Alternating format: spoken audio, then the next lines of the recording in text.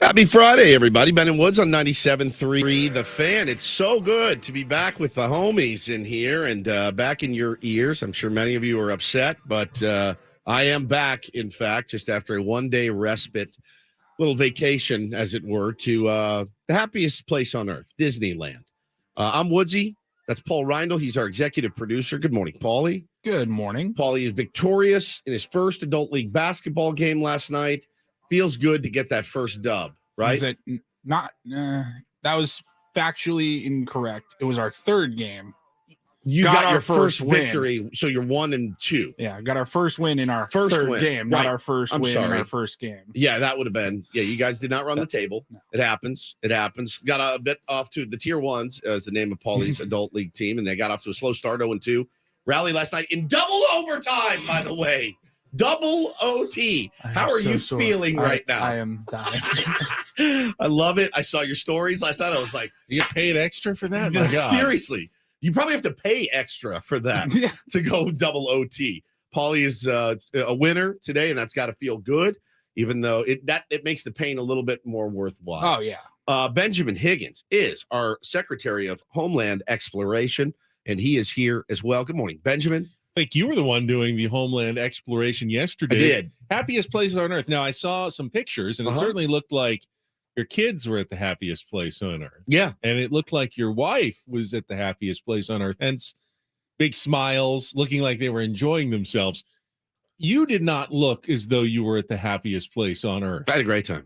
Okay, good. I just Because don't like taking pictures. Okay, that was just the picture. Oh, we had a phenomenal family The day. story I concocted in my head is that Hannah and Taylor and Bo are all having a marvelous time, and Woods is like, "Oh my God, can we leave? Can we be done?" So good. Mm-mm. I'm glad to know that the picture did not tell the entire story. The only thing at Disneyland, there's a couple things that aren't great, but I think you run into those at any amusement park you go to. I'll be completely honest. I'm not a giant fan of the parade at the middle of the day parade. It was quite warm. The kids were pretty gassed at that time. We got there at rope drop, so at 8 a.m. But man, from 8 to 1:30, we had the time of our lives. The kids, Taylor was like the sweetest. He's so happy to be there. Bo had been before, loved it. Hannah was like the greatest. She had everything planned out to the second. And the thing at Disneyland now, you got the mobile app, and you really need to order all your food before you go. So have you guys ever had the beignets there? Yeah. Oh my God, dude. Yeah. New Orleans Square, the beignets by Pirates of the Caribbean. Jesus Lord, they are so fantastic. They're all shaped like little Mickey Mouses. They put them in paper bags filled with powdered sugar. So as soon as we walked in the door, we'd had them before, and Bo's like, "Mama, I want beignets." And I'm like, yeah, I'm what he said. So she gets on their app, orders them, like, they'll be ready in like an hour or something. So everything there's like a lag. So she had our lunch planned, our beignets planned, the rides planned. We walked in though, everything was closed. Like we went straight over to Adventureland or Pioneerland or Frontierland, whatever, and we were going to ride Pirates and Haunted Mansion. They were all closed. So we kind of stood there for a minute going, "Oh no, what do we do?" And we eventually found our way and got the kids on several rides. Ended up riding both of those later. But it was awesome. Bo and I broke off for about an hour. We went over to do the Millennium Falcon. What the hell? On May the 4th, Smuggler's Run. Smuggler's Run. Yeah. Oh my God, it's such an Haven't done that one yet. It's such an incredible ride. It's so incredible. It was great, man. We had such a good time. The kids were so into it. Taylor got to go meet Winnie the Pooh, and he would not let Winnie the Pooh go. He gave him the biggest hug, and the guy's like, "All right, bud, there's a line here." And Taylor would not let him go. And then Eeyore, the whole thing. And then it was just awesome. Other than that, man, like the only rough part was the parade at the end, because we were ready to leave, but we had to sit and, watch the characters roll through. And it had gotten warm. We had all three. You were worried about rain. Well, we were freezing cold when we got there. Then it rained like a good amount on us when we were there. And then it was blazing hot. And it was May the 4th. And I got to tell you, the scenes at Disneyland, you guys, on May the 4th, it was Like it's got like Comic-Con has nothing on what I saw yesterday. The get-ups, the outfits, the costumes. I was thinking to myself, and my kids are way into Star Wars. Bo is way into it. I mean, I took him over to Star Wars Land. He met R2-D2. He met a stormtrooper. It was the highlight of his life. The best picture he's ever taken was him and the stormtrooper. But I was thinking to myself, I go, I wish I had the confidence of a 45-year-old man dressed in full Jedi gear with a flashlight, homemade flashlight, lightsaber on his belt, walking through there. Like I would imagine like Mike Tyson walking to the ring, walking through Star Wars land, like pushing people out of the way. And I'm like, this is unbelievable. Like the confidence that they had was like, I wish I had that kind of swag. But other than that, I mean, dude, it was phenomenal. We had a great family day. So I'm sore as I could be. My knees are killing me. I'm sunburned, a lot of walking. I'm just completely toast. What was your favorite ride? It's got to be Smuggler's Run. Yeah. I mean, it's phenomenal. It's so next level, the rides. Like I could have never in my wildest dreams imagined that there would be a ride like that. But we did. Is that the one with all the characters? So that's Is that Galaxy's Edge? That's Galaxy's Edge or whatever. This is the one where you're in the Millennium Falcon and you're in the cockpit and there's there's two pilots, two gunners, and the engineer. I drew the engineer card. So I'm sitting in the back, like pressing buttons, and Bo's firing missiles, and the pilots have the great gig. They're right up front. But listen, it wasn't about me, it was about him. So they do it so good. I mean, they really do. It got really crowded as the day went on. But when we got there at Rope Drop, we had a couple hours to kind of come and go as we wanted to. And it's an easy drive, man. It's an hour. It's an hour from our house. I mean, it's just right there. So it was beautiful. We had a beautiful family day, much needed. The kids were total a-holes as soon as they got home, though. I mean, just like just the worst. Just junk food and not wanting the day to end, which I totally get too. But I'm glad you guys were able to have a good show. I heard nothing but good things about it, and talked about some interesting topics. I think some of them which we will bring back today and talk a little baseball. I missed that.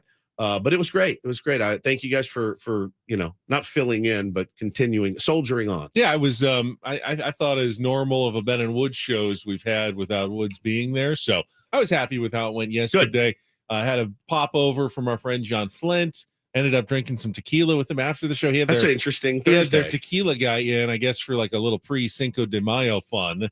And he said, why don't you come in and have some tequila? So I did a little tasting. 10:05 a flight. I just had one sip of each. They had like 5 different, the Blanco, the Reposado, the Añejo, the Extra Añejo, and then the Mezcal. Can you tell the difference in any of them? Can you? Oh, absolutely. Yeah. I mean, the Añejo and the Extra Añejo were fairly similar, but there was, I thought there was definitely a good delineation between each tequila. And then the Mezcal, of course, is smoked. So you get a real, like a Scotch peaty kind of, nose to that. That's a very strong flavor. You either like it or you don't like it, but that one's a little bit different than the other ones. It's interesting. I did not have any tequila yesterday, much to I think everyone's delight.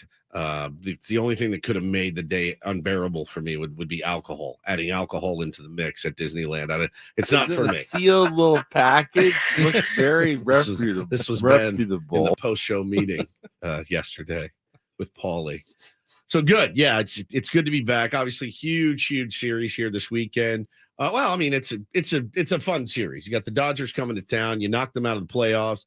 That's great. The online banter is already next level. It's just next level hysterical. Nobody but Dodger fans asking, is this a rivalry? Is this a rivalry? If you have to ask over and over and retweet it and tweet it and talk about it, I'd say that it is. But at this point, it's basically a mid-off between these two teams. I mean, you're talking of two teams that were picked to finish 1 and 2 respectively in the NL West, and both of them are having very average seasons, very average starts to the season. Dodgers playing pretty good as of late. Their offense is coming around, and they're getting some good pitching. Padres are playing pretty good as of late. Good as of late. Their offense is coming around, and they're getting some good pitching. So, really, maybe the most even these two teams have been in a regular season in a long time. I want to explore a little bit of that. I mean, Dodger tweeting yesterday about is Dodgers Padres a legitimate rivalry. I do think there has been a time among Padres fans that it felt important to try to be acknowledged. Sure. For the reality that it always was a rivalry. Maybe the Dodgers will say, the fans will say, well, the Giants are a traditional Sure. rival. They've But been they, around longer, but they sure liked beating the Padres. I feel though. like they cared more than they always let on. And well, it may have been just a little barb at Padres fans to kind of pretend as though they didn't care and they cared about a different rivalry more, but I think they always did. It's funny though.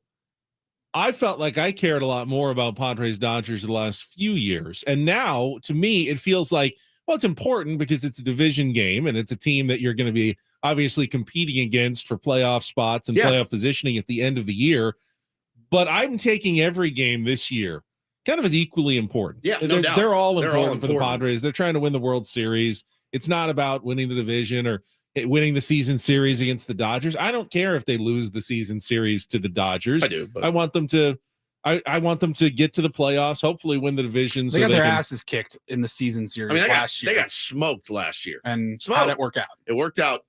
It worked out better than anything's ever worked out before. Of course, I want to win all three of these games. Of course. But ultimately, we could sweep them. Doesn't really matter. They could sweep us. Doesn't really matter. Yeah. It's May 5th. That's exactly right. It's exactly right. It is. But it is feels fun. like, was it 2021 where we put so much emphasis on like an April series? and Oh, the, yeah. and the against the Padres Dodgers. swept it. And we swept them in June, and we were It was so all on top of It the was world. almost too much. It's like I'm worried that Those if the games, Padres yeah. sweep this series, we're going to make too much of it because we shouldn't anymore. Those It's- games, remember that was that Friday night game. I was in the right field and Mookie jumped up to get that home run ball. I was on ESPN. I was right off the thing. We've had some fun moments in the last few years, especially as a show, as the Padres have started to grow. The Dodgers payroll has been, since the time we started, been $200 million plus every year. Yeah, So, and I think when the Padres are trying to take down that behemoth that's spending so much money, it does feel a little bit better. Like, yeah, we took them off their pedestal. Padres are on the same pedestal. same now. pedestal. So now it's a different dynamic in my mind. Yeah, and mine as well. I'm not going to lose my mind really either way. I want to win series like you do. I want to win 2 out of 3, and it just the constant hope. They're not a rivalry. They think they're, hey, listen, if I were a Dodger fan, I'd be like, the Giants aren't our rivals. The Giants have way more World Series titles than we do. I'll go after the Padres because at least we have the, one short season championship over them. That's what I would do. I mean, and here's the thing. Do you guys ever see one tiny fraction of a bit of buzz when the Dodgers and Giants play? They've already played this year. Nothing. I don't see anything. When this series comes to town, and I know I follow a lot of Padres fans. That's not even a Sunday night ESPN appointment game anymore. It's like used to be. No one talks about it at all. It's not a big national thing. It was either Cubs, Cardinals, Yankees, Red Sox, or Giants, Dodgers. Right. And now I don't hear a word about it. This is the one I hear about. I do. And Dodger fans, you can like that or hate that. That's just the way that it is.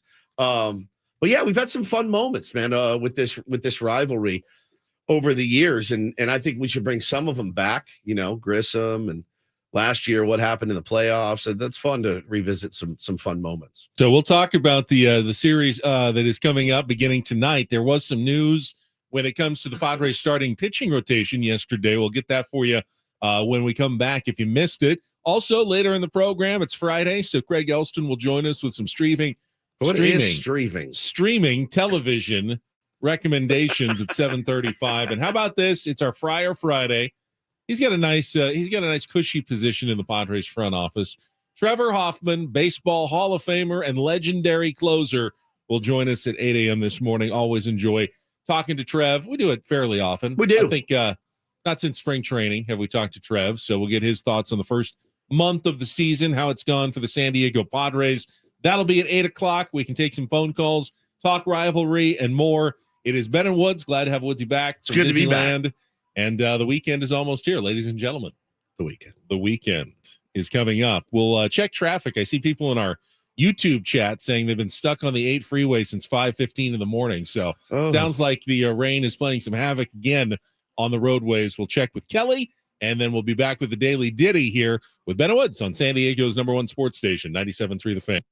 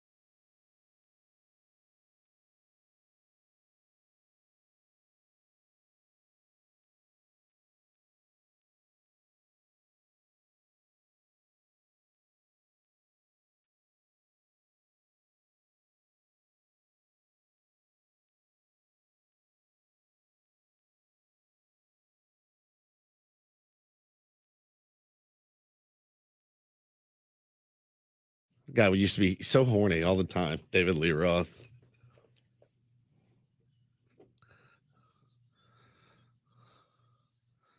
This is the band that sold me on this great state of ours. This is it, Van Halen. I listened to them play, and I said, I want to move to California. I'd hear this.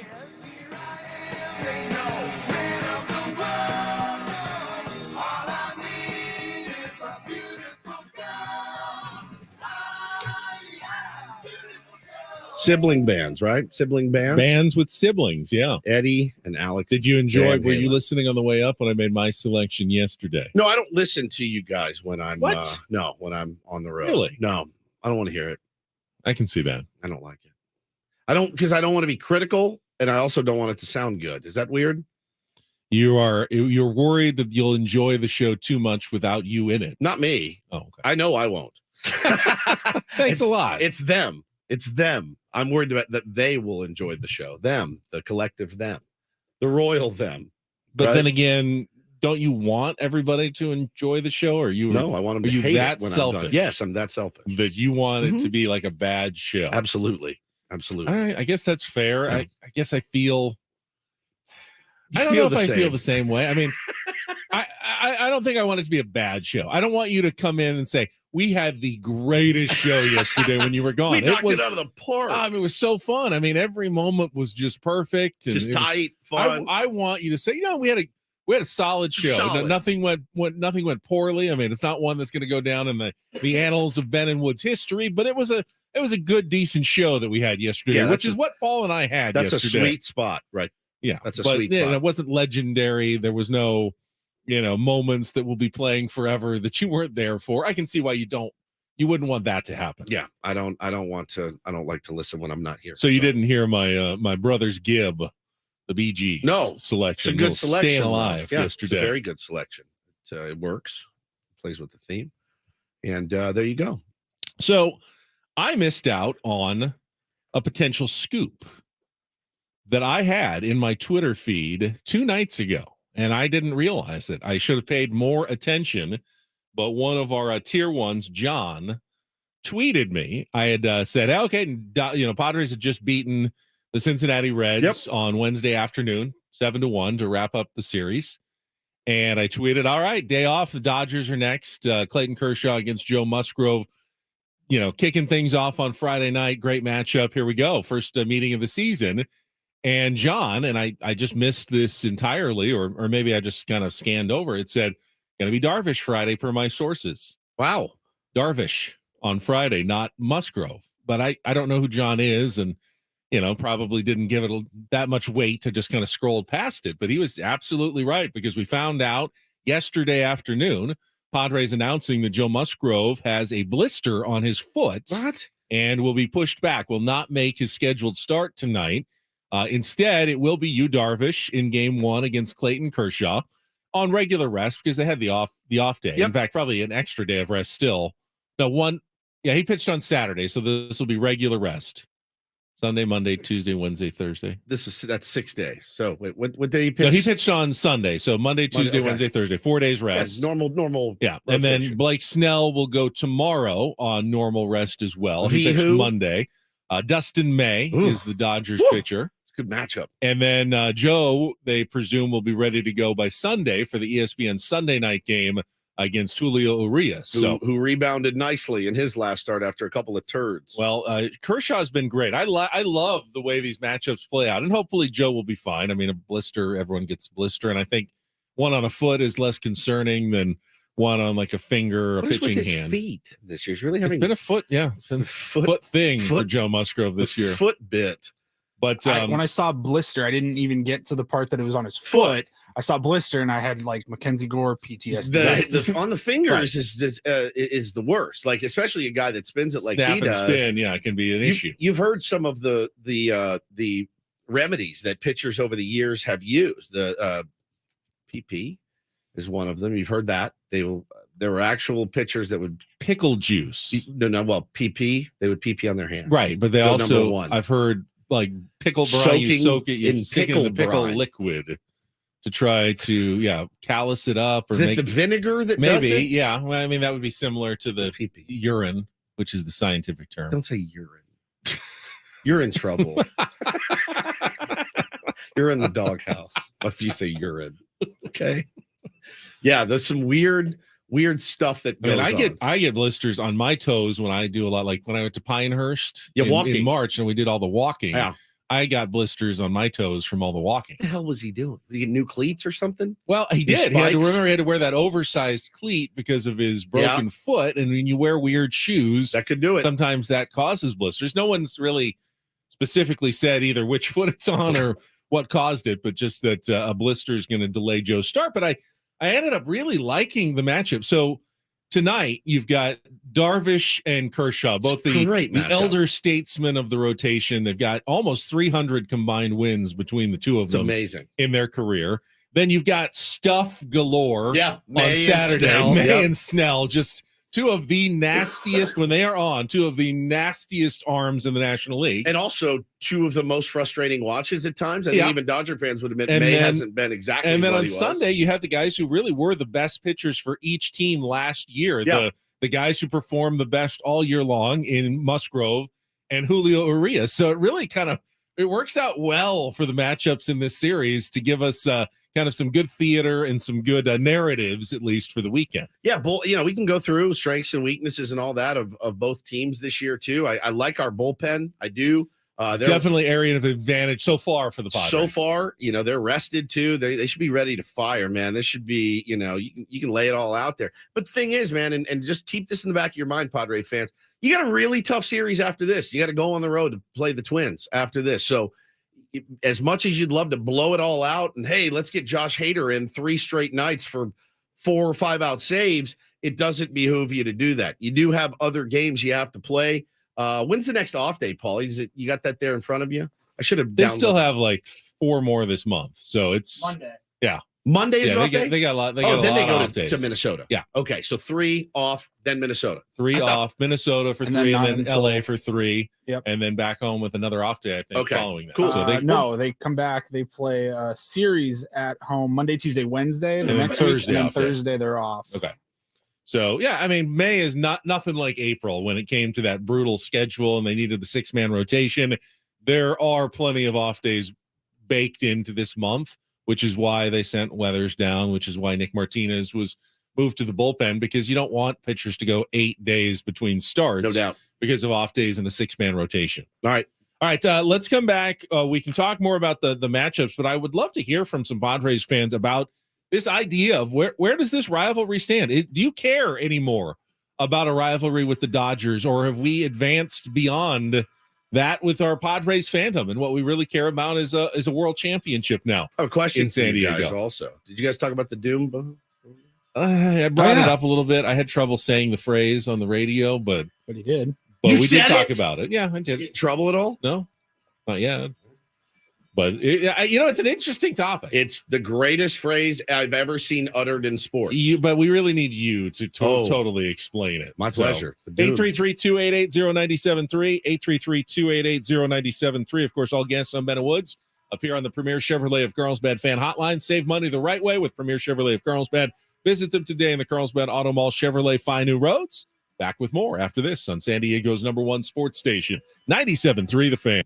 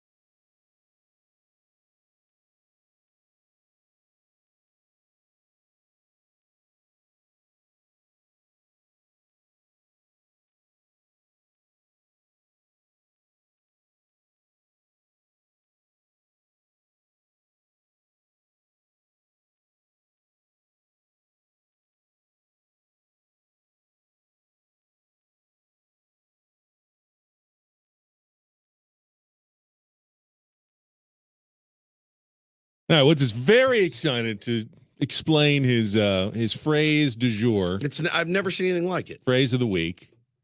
But it was I was struck on Wednesday night when you tweeted it out. It's amazing. And then because I had tweeted something very similar, but without the colorful metaphor that you added to the discussion. Boy, and I wish I'd come up with it. I wish I'd come up with it. I honestly, in the guy's thread, I said, I'll pay you. I would pay him for the rights to that phrase so that I'm going to use it forever. In perpetuity. In perpetuity. But hey, man, that's so good. It's worth $200. A doom. A doom renob is the way you say it backwards. Wow. Renob. Renob. RENOB. So I feel weird. Like you can say the other day, Juan Soto made a terrible, terrible base running boner. That's no problem. I feel like if you say it this way, it's sexualized. That doesn't sexualize it. I think the other way does. And I saw this tweet pop across my feed. Walk me back to, I know you guys covered the last game against the Reds. Padres jumped out to an early 2-0 lead. Is that right? 2-0, then 4-0, 4-1, 7-1. Yeah. Then, so it was really never an issue. Yeah. Saw this tweet pop up May 2nd from a guy named Ryan Thomuir, probably Tomuir. He's a Cub fan, and he said this. My favorite part about the Cubs being relevant again is that special 10% of Cubs Twitter tripping over themselves to see who can have the biggest doom renob when things aren't going well. And it just exploded my mind. I went, that's it. That's it. Those are the guys that, call into coach's show to complain about a 5-1 win. Those are the guys in my Twitter feed that every time we give up a run, Bob Melvin's the worst. He's got to go. It's the doom. It's the doomers, man. I thought the doomers. The loss on Tuesday was a great example of a game in which there wasn't really much to complain about. Honestly, other than they didn't come up with a big hit when they needed one in scoring position. But offensively, again, everyone knows in baseball the best hitters are going to fail 70% of the time. So just the odds are that if you have, 3 or 4 in a row situations where you can drive in a run, you have your best hitter up, you roll the dice, probably each time they're not going to come through. Now, eventually you have enough good hitters. You want to make sure they do come through. Correct. But in one given game, you may roll that die, and every time it just comes up, we didn't get the hit. We didn't get the hit. We didn't get the hit. And it's going to happen over the course of a baseball season. And that's not cause for panic or even concern when your team doesn't come through. Now, when you're getting nobody on base, when you're striking out, 15 times in a game, then you look, okay, we've got some offensive issues on this club. When you're getting runners on base, when you're hitting the ball hard and it's just going at people, that's baseball. So when I saw so many people up in arms about losing to the Reds, you can't lose games like that to the Cincinnati Reds. That's unacceptable.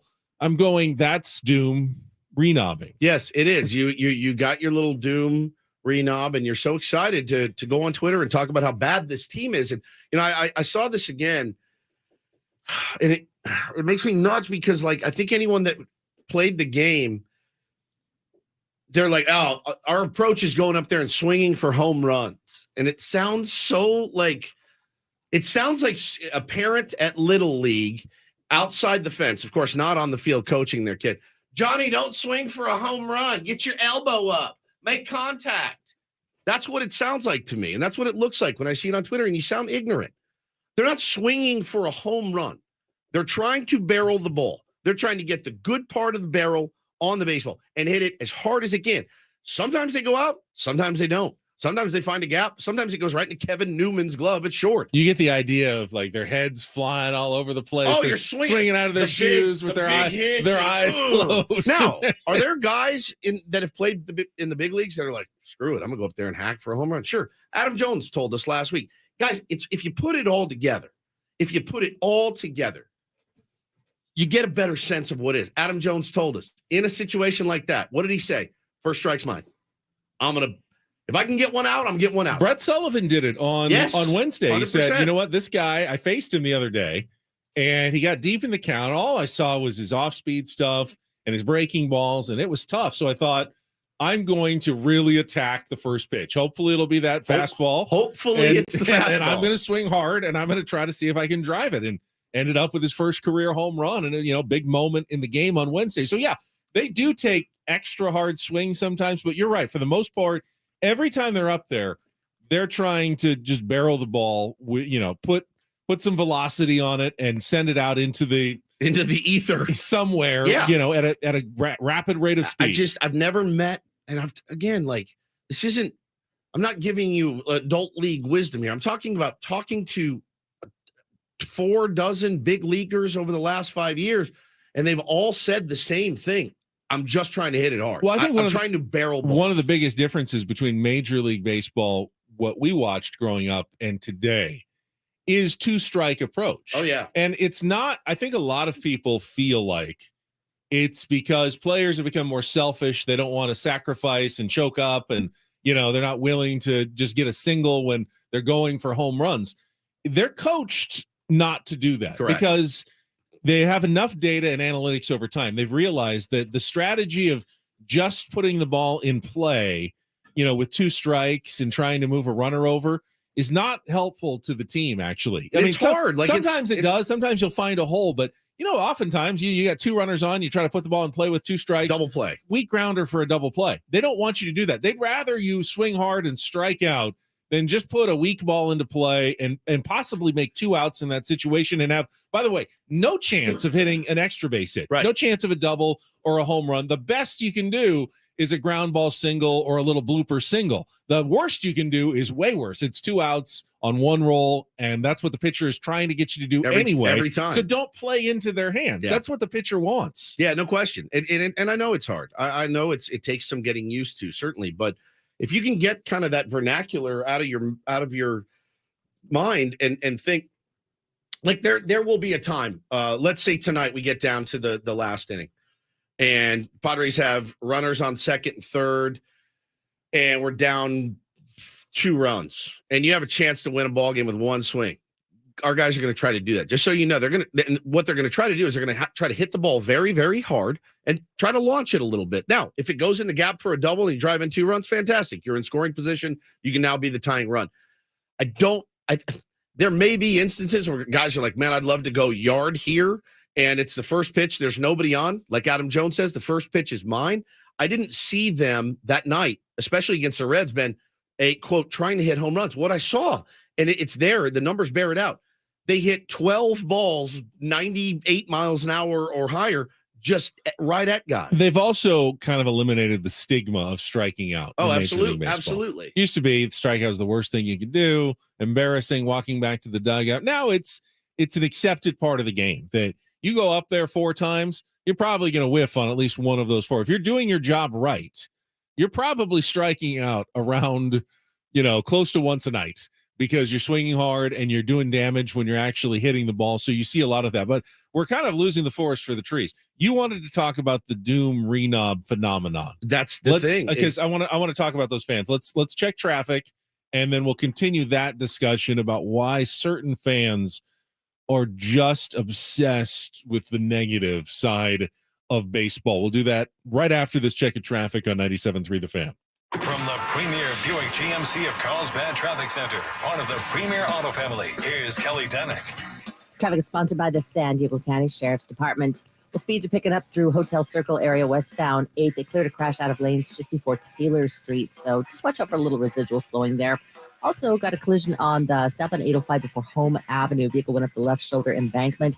Car and big rig crash on the northbound 805 before the 54. It's over to the right shoulder. Also traveling on the South 5 coastline before Oceanside Boulevard, crashed the clearing stage.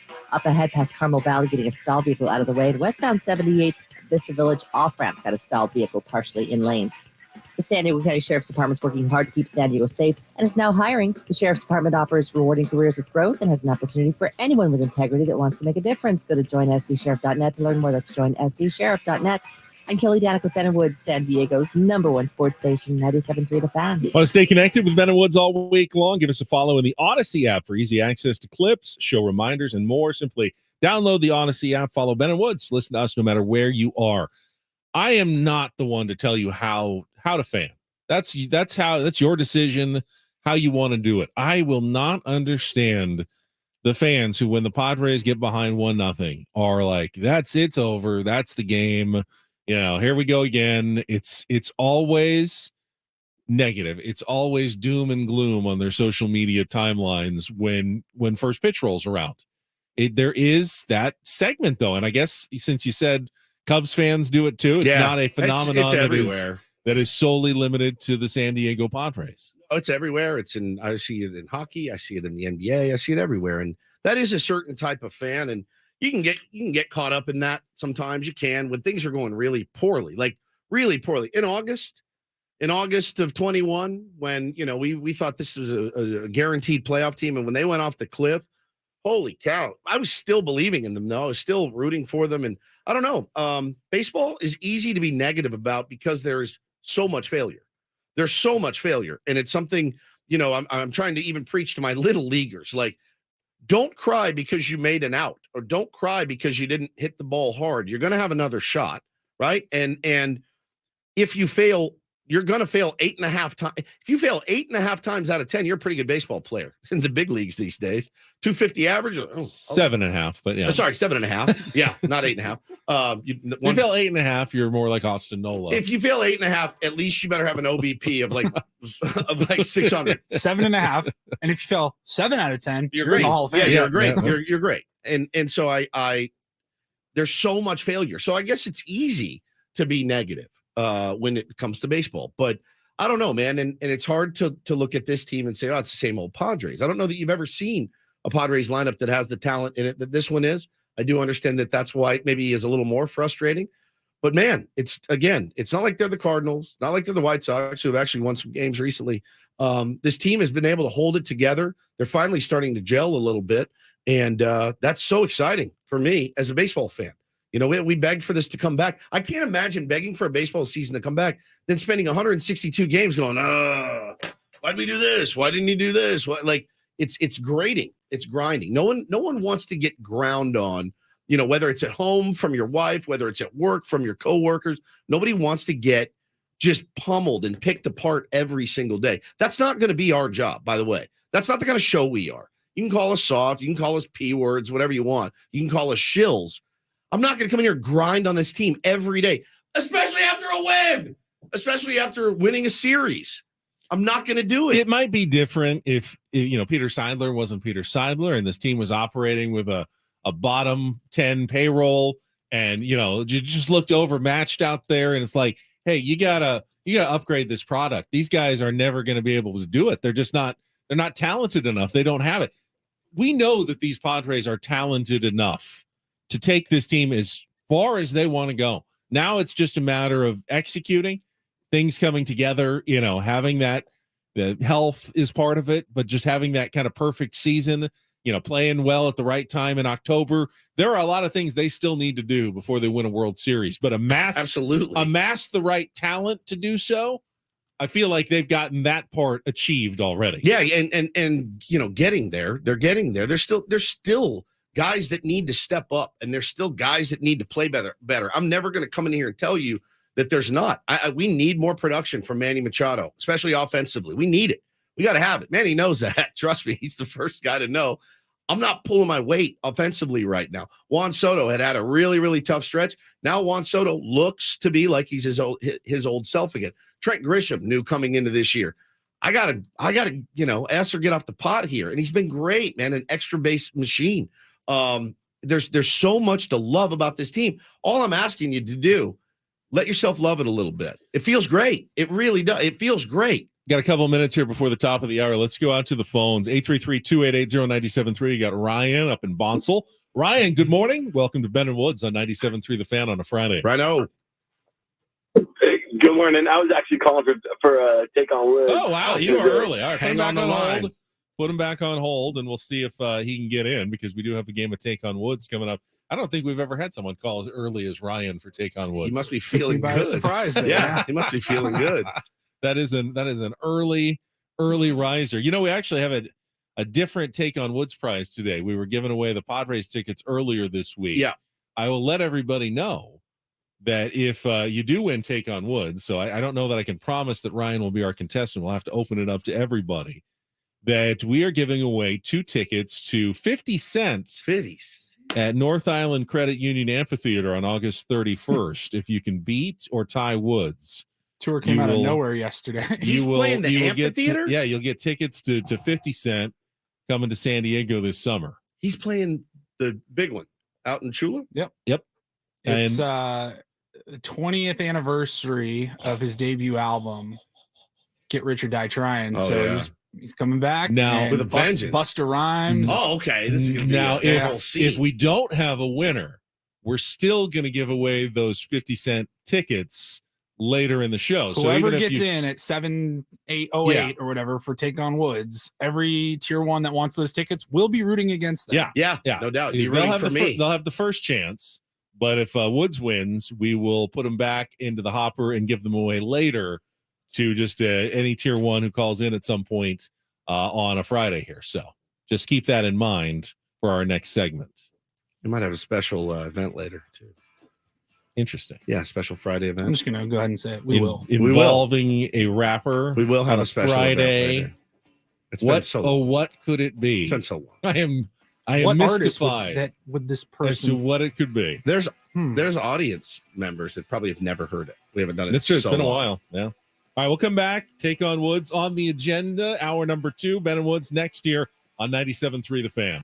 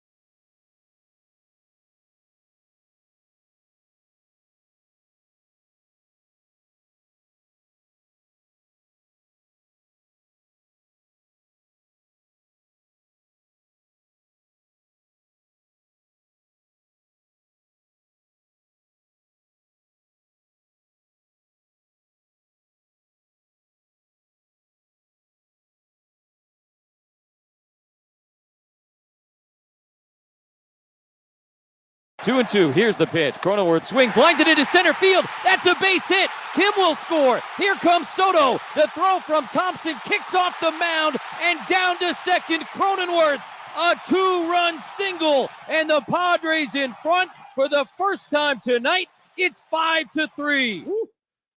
Mamacita, one of the best nights ever since I've been here. 2010.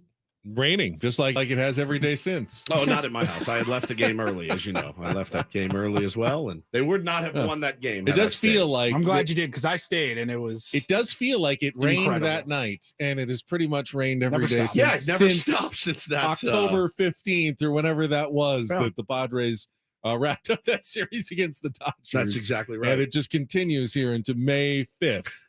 The rain does not stop in San Diego. Xander Bogaerts is like, where I thought, is it not sunny here? Like I thought I'd be chilling. and better weather in Boston. There's better weather in Beantown, Paulie, than we've had here since Xander Bogaerts signed. If you want to get in to take on Woods, we've got some early callers, but I want to open it up to everybody for a chance to win those 50-cent tickets coming up in about 7 or 8 minutes. 833-288-0973. You want to play our musical trivia challenge, 833-288-0973. Now's the time to call in, and then Paul can randomly select someone in the next couple of minutes. I did just get an email about celebrating Cinco de Mayo responsibly, Woods. Okay. And I just want to make sure everyone's aware of a couple of things. First of all, the historical context of the holiday. It's not the Mexican Independence Day. Right. That's September 16th. May 5th, 1862, marked a major Mexican military victory at the Battle of Puebla. And that's why they celebrate on this day every single year. Now, you're supposed to, fiesta, but some people take that part of the celebration overboard, and that degrades the cultural significance of the holiday. So I prefer the fiesta responsibly. I prefer the siesta. That's a nice way to honor Cinco de Mayo. Today, as a matter of fact, I will be enjoying a siesta on Cinco de Mayo. And then you're encouraged to support and recognize local Mexican American businesses, Okay. perhaps on this day. Support organizations and causes as well. Finally, you're to avoid appropriating or stealing cultural symbols, like resist the urge to wear sombreros and fake mustaches because they're Bad very news for stereotypical. The Padres. This could be a problem tonight at Petco Park. Will the Padres, if they hit a bunch of home runs off of Clayton Kershaw, be accused of cultural appropriation when they wear the sombreros to celebrate tonight? have always. It's an interesting topic, and it really is, and it's something that we have talked about a little bit on our show. Not to go full Dan Le Batard on you guys or anything, but I'm not kidding. A conversation was had in my home at one point where, when I was a little kid, my first grade class, we had a teepee in it, and if you had the best day of reading or whatever, you got to go read quietly alone in the teepee. My wife had said at one point, I think a really big teepee in the backyard would be cool for the kids. I think they would love it. And by the way, there's no denying that they would absolutely love it. It made me feel a little Like bit a fort. I used to build forts with my and brother stuff, but you in can the backyard. buy Yeah. like teepees. And I was like, I don't think we can. I think it's appropriating. Cultural appropriation. Yeah. You're Yeah. not a Native American. Well, we played golf in Arizona, and we played at a place called Wigwam, and they had a giant teepee in the middle where you could go get like granola bars and Arnold Palmer's from the window that they built in the teepee. And I'll be honest, I felt weird. I did. I was like, I'll just get something from the cart girl. It's true. Hey, nice TV. Can I get 4 glizzies for me and my buddies, a couple Bud Lights, a caller a day? It's just the appropriation things. And I did see people tweeting at the Padres like, this is disrespectful. And I don't know. The answer is I don't know. I don't know. You will not find me in a sombrero. Like, we have a Seals game tonight. I'm not going to go call the game in a sombrero. I'm just not. I'm not going to put on a big mustache and wear a sombrero. I don't feel like what the Padres have been doing is disrespectful or trying to be disrespectful. We're not Mexican folk, in any so way. I But don't know. I don't know. Now, Nando bought the sombreros in Mexico. It all stemmed from their trip to Mexico City, and they embraced it. And we have a lot of Latin Latin players. yeah. So I don't know. I was wondering about that though, and I got that email this morning. Just kind of like my friends that are Mexican are like, bro, they literally tell me, they're like, Cinco de Mayo isn't for us, it's for you guys. You guys go to on the border, you suck down Right. Cadillac margaritas and eat fajitas, and you're like, woo, look at us, we're getting drunk on a Friday. it's And I'm taco like, night across America taco night for across everybody. Exactly. I mean, if appropriation means that I enjoy your food very much, then I am that we are Yeah. all Well, in that appropriators case, of I their celebrate food. Cinco de Mayo at least 3 times a week. I would celebrate Cinco de Mayo 7 days a week. That's how much I love the food. Yeah. I can't because I swell up like a balloon when I eat it, but I love it more than anything. So no, I don't know. I don't know the right answers. I really don't. Went to Cali Fresh last night. Did Had you? Carnita. They make their carnitas fresh Oh, on Thursday. Oh, they're so good. was it so good? Such a great taco. I gotta get over there. Just a big pile of carnitas and guac on a corn tortilla. It was fantastic. Really. Rafa says Really in the delicious. chat, he said Woods is completely correct. And Frijoles says, you guys celebrate Taco Tuesday. Who does? I mean, Everybody we do celebrates here, Taco yeah. Tuesday. But it's mostly like I want to eat tacos Well, and they're a but little cheaper it's today. mostly like I was gonna Mexican say, restaurants. Could be Taco Wednesday. Could Yeah. be Taco Friday. Could be Taco Monday. Okay. He said Frijoles is being sarcastic. I never know. There's not a sarcasm font. There should be. There should be. Yeah, you're not going to see that out of me tonight. Right. But, you know, We're hoping to see the sombrero as many times Yes. as possible tonight. that's exactly right. I loved it when they had to pass it from one guy to the very next batter on back-to-back home runs. Yeah, you and I as well. And I the love that. piñatas obviously is part of that as well. The celebration after the game. So we did see it, and I think we're going to continue to see it for the time being. Now, I haven't heard any specific complaints from anybody. Have you seen anything About like this is inappropriate? Just You one. saw one. Okay. Yeah, one guy on Twitter was like, they're not Mexican, and that should be it's offensive. And listen, I think you can offend people almost any way now, and that's never our goal, which is why we're not dressed that way today. I've never really celebrated Cinco de Mayo. I love Mexican food. How many other radio shows right now in this city have sombreros, margaritas? I mean, if somebody wanted to bring us tacos right now, I wouldn't say no to celebrate Cinco de Mayo. But I don't know that that's appropriate. If eating your food is appropriation, then I am as guilty as the next guy. And so is It's Ben. wrong. I don't want to be right. Yeah. Ben maybe more than. What if they most. got the tacos from like Jack in the Box? Well, then yeah, I or think Taco that's- Bell. Are they Is that appropriating? worse? Is that worse, I don't or- know. Are they appropriating by serving tacos Jack in the Box? You can go round and round all day. You can I don't know win. the I don't answer. like this game. I don't either. All right, we're about to play Take on Woods. First, you can win the Ultimate Vegas Weekend. Head to 97.3 The Fan, SD.com/Vegas, and sign up for your chance to win a weekend getaway at Circa Resort and Casino Las Vegas, including 2 nights in a sunset suite, a cabana at Stadium Swim, and tons more. That sounds like an awesome prize. Again, 97.3 The Fan, SD.com/Vegas. We've got Craig Elston later this hour, and coming up in less than an hour, 8 a.m., the Hall of Famer Trevor Hoffman going to be with us on a Friar Friday. Right now, though, let's get to it. It is time for a chance to win some 50-cent tickets. It is time for Take on Woods.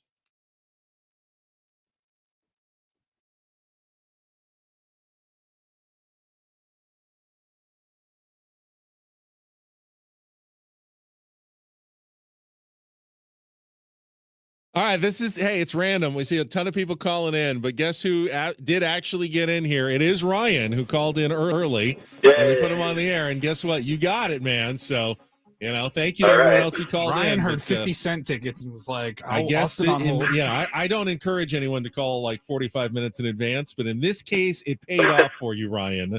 So good luck to you. You need to beat or tie Woods. If you do, we will hook you up with those tickets to see 50 Cent at North Island Credit Union Amphitheater on August 31st. Register now through Sunday at 10 p.m. for the Verified Fan pre-sale at Ticketmaster.com for those of you who want to get your own. But you can win them in one of these 3 categories, Ryan. We've got Go Time, 5 songs or musical artists with Go in the title or name. French 101, 5 songs by English-speaking bands that include lyrics in French.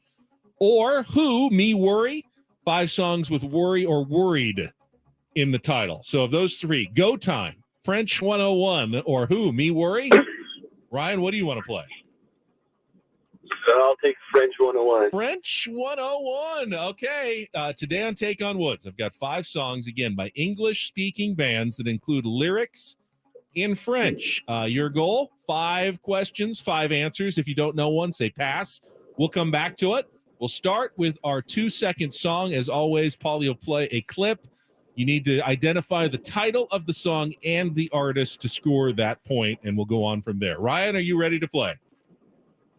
Yeah, let's go. All right, here we go. 60 seconds on the clock. Woods is off in his isolation. He'll go second. Your time begins when Paul plays the music. The category French 101.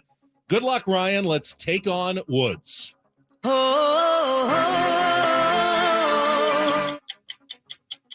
That is Bad Romance by Lady Gaga. Correct. In which Grammy-winning Beatles song does Paul McCartney sing about words that go together well? Très bien ensemble. Michel Martel. Michelle, correct. The main theme for the 1980 movie American Gigolo is which Blondie song in which Debbie Harry sings the title lyrics in English, French, and Italian? Is it Call Me? It is. Which song features the lyrics Qu'est-ce que c'est with was the first Billboard Top 100 hit for the Talking Heads? Yeah, that's Psycho Killer. Correct. Which title track from ABBA's second album literally translates the phrase "Do you want to"? Voulez-vous? Wow, he's going to be going to 50 cents. That's a 5 for 5. Very good performance. Ryan takes a lot of the drama out of this game actually today. We're really just doing this for fun. Maybe he can get a daily ditty on But Monday. congratulations, Ryan. We're going to bring Woods back in. Hang on the line. You hang on the line. We're going to need a lot of information from you. All right. We did end up going with Ryan, our early caller. I heard I could hear you guys screaming through the. Screaming. I don't Or think like, there was any "Woo!" screaming. It was solid performance by Okay, Ryan. that's All fine. right. You don't get the category. 60 seconds back on the clock. Okay. Your time begins when Paul plays the music. Good luck, Woods. Let's take on Ryan. Pass. In which Grammy-winning Beatles song does Paul McCartney sing about the words that go together well? Très bien ensemble. Michelle. Correct. The main theme who's for the Paul 19 McCartney. The main theme for the 1980 movie American Gigolo is which Blondie song in which Debbie Harry sings the title lyrics in English, French, and Italian? It's called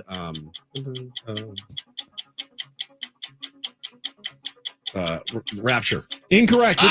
Which song features the lyrics Qu'est-ce que c'est? And it was the first Billboard Top 100 hit for the Talking Heads. Psycho Killer. Correct. Which title track from ABBA's second album literally translates to the phrase "Do you want to"? Voulez-vous? Correct. Go back to our 2-second song. What the hell's the theme? French? I don't know. That is These nuts by that is Celine Bad Dion. Romance by Lady Gaga. Yeah, all those songs featured lyrics in French. Okay. Call Me was the one you Call didn't Me. get by Blondie. Oh, I love that song. You got 3, but not good enough to Oh, beat no! Ryan's 5. And wow. he is, That's he was, why you guys were cheering. yeah, he was pretty good. And he won the 50 smoked cent it. tickets, won a daily ditty on Monday if he so chooses, and really knocked it out of the park Good in for our him. game today. A lot of people disappointed out there who were hoping that we'd have the 50 cent tickets to give away later today. But no, Ryan wins them. Congratulations, Ryan. Hang on the line. Paulie will get all your information after a very well played game of Take on Woods That this was morning. well done. That was very well Sorry if I done. threw you off with Paul I mean, McCartney. He didn't Yes. he didn't really even He got that like one. pause. He went 1 through 5, just Yeah. crushed it. Paul, Yeah. you make sure you pull McCart Paul McCartney. I was torn on trying to figure out the answer, but also Flub. noticing your Paul McCartney. You got that one right. So I don't feel like I tripped you up like, who is this Paul when you said McCartney Beatle, fellow? Paul McCartney, I got it. You were I able put to two put 2 and 2 together. There is no Beatle named Paul Paul McCartney. I don't Never know heard of him. what this Can could we be. pause the clock so we can get our judges ruling on this one? Oh God, Oh, it that's is good. Friday. I That's- mean, it's been a long week. So. yeah, it has. It has. You had to do a show without me yesterday. It's a little bit more Yeah, tired. a little more taxing, that's Yeah. for sure. Absolutely. All right, I do it several dozen times a year without you. So. we'll come back with Don't Do This coming up next. We got an update on a Rindle Report story from yesterday involving the head baseball coach, well, now former head baseball coach at the University of Alabama. Pretty gnarly. I went into the rabbit hole last night on this, and holy smokes, what are you doing, man? What are you doing? Coming up next after a check of traffic here with Ben and Woods on 97.3 The Fan.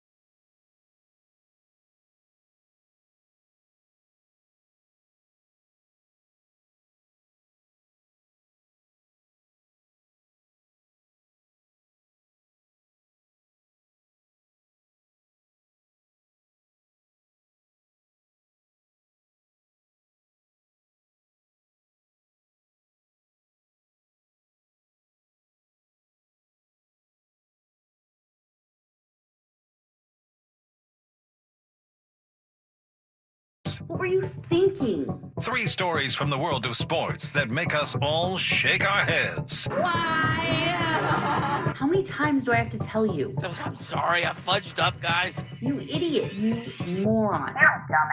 The apple sometimes does fall from the tree. Don't do this Do not tweet that. with Ben and Woods I like a Nickelback song or two. on 97.3 The Fan. All right, a couple stories that make you shake your head, and then something positive. And do this, but I'll get us started today. And I get it; the coaches are hired to be fired, but this one, I got a little bit more under my skin yesterday. First of all, Not just your skin. well, other people as well. Milwaukee Bucks head coach Mike Budenholzer was fired yesterday.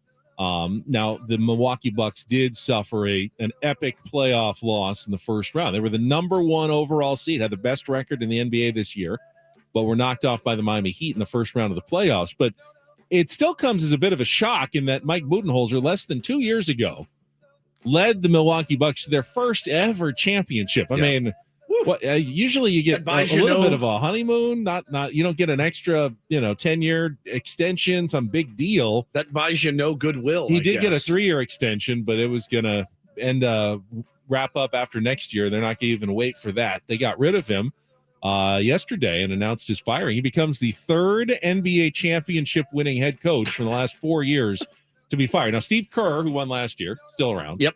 But Budenholzer, who won in 2021 with the Bucks, fired. Frank Vogel, who won with the Lakers in 2020 in the bubble, fired. Nick Nurse, who won in 2019 with the Raptors, fired. So He fired like right after they won. What did he do? Did he do something?